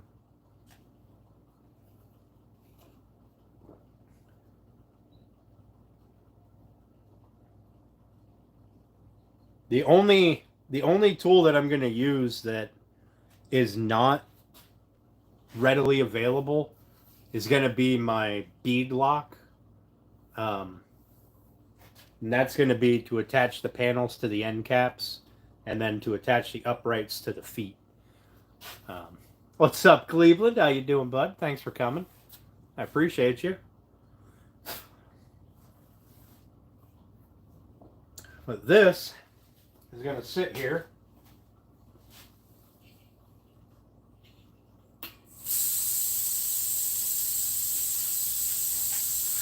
for the rest of the day.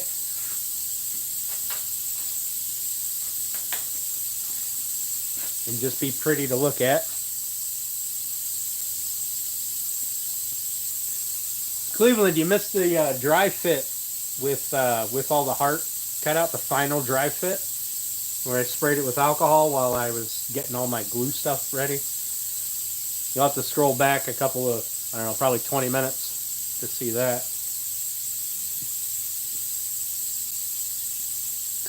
So this would be assembly of the panel. There's still a lot we have to do after it's done with glue up. There's going to be a lot of sanding. There'll be any touch-up that needs done. We have to route the top rail. We're doing a full round over on the top, inside to outside. And then we have to attach our ledger on the bottom, on the inside, for the base to attach to. And then we're going to create a round over on the bottom as well. And obviously we have to cut down to length. Got to get rid of the extra cherry that's hanging out here. That's not necessary.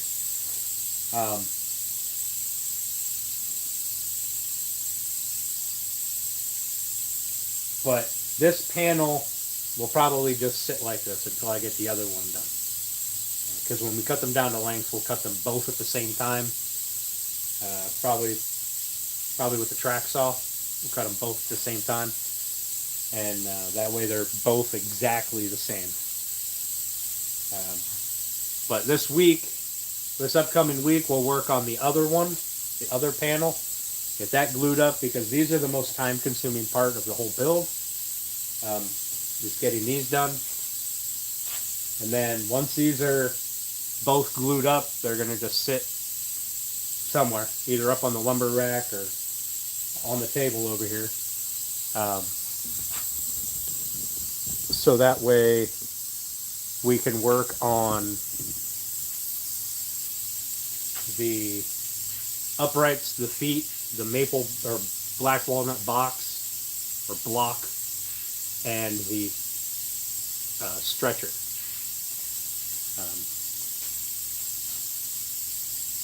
And we have to sand the end caps for these. Those are routed out.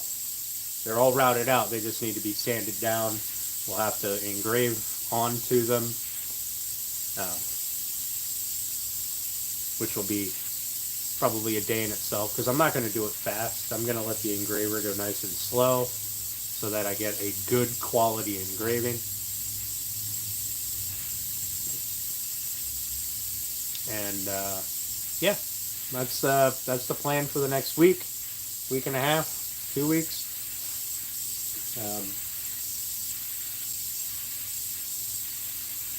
The last couple of days, I got all the projects done that I needed to get done, that were time sensitive, so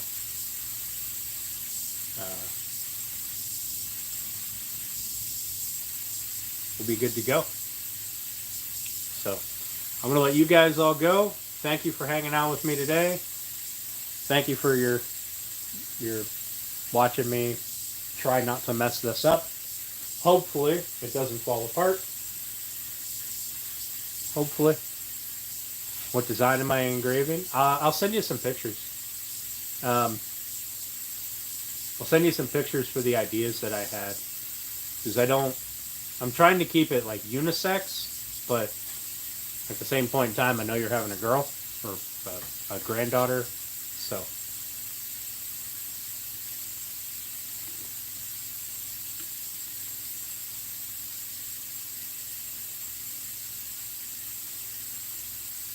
I don't know if Cleveland backed out to go back and look at it or not, but I'll give him a few minutes. 'Cause I do make it public, so. Oh, there we go. All right. We'll see you guys later. Have a great night, and I'll chat with you all on Turner's stream. And, yeah.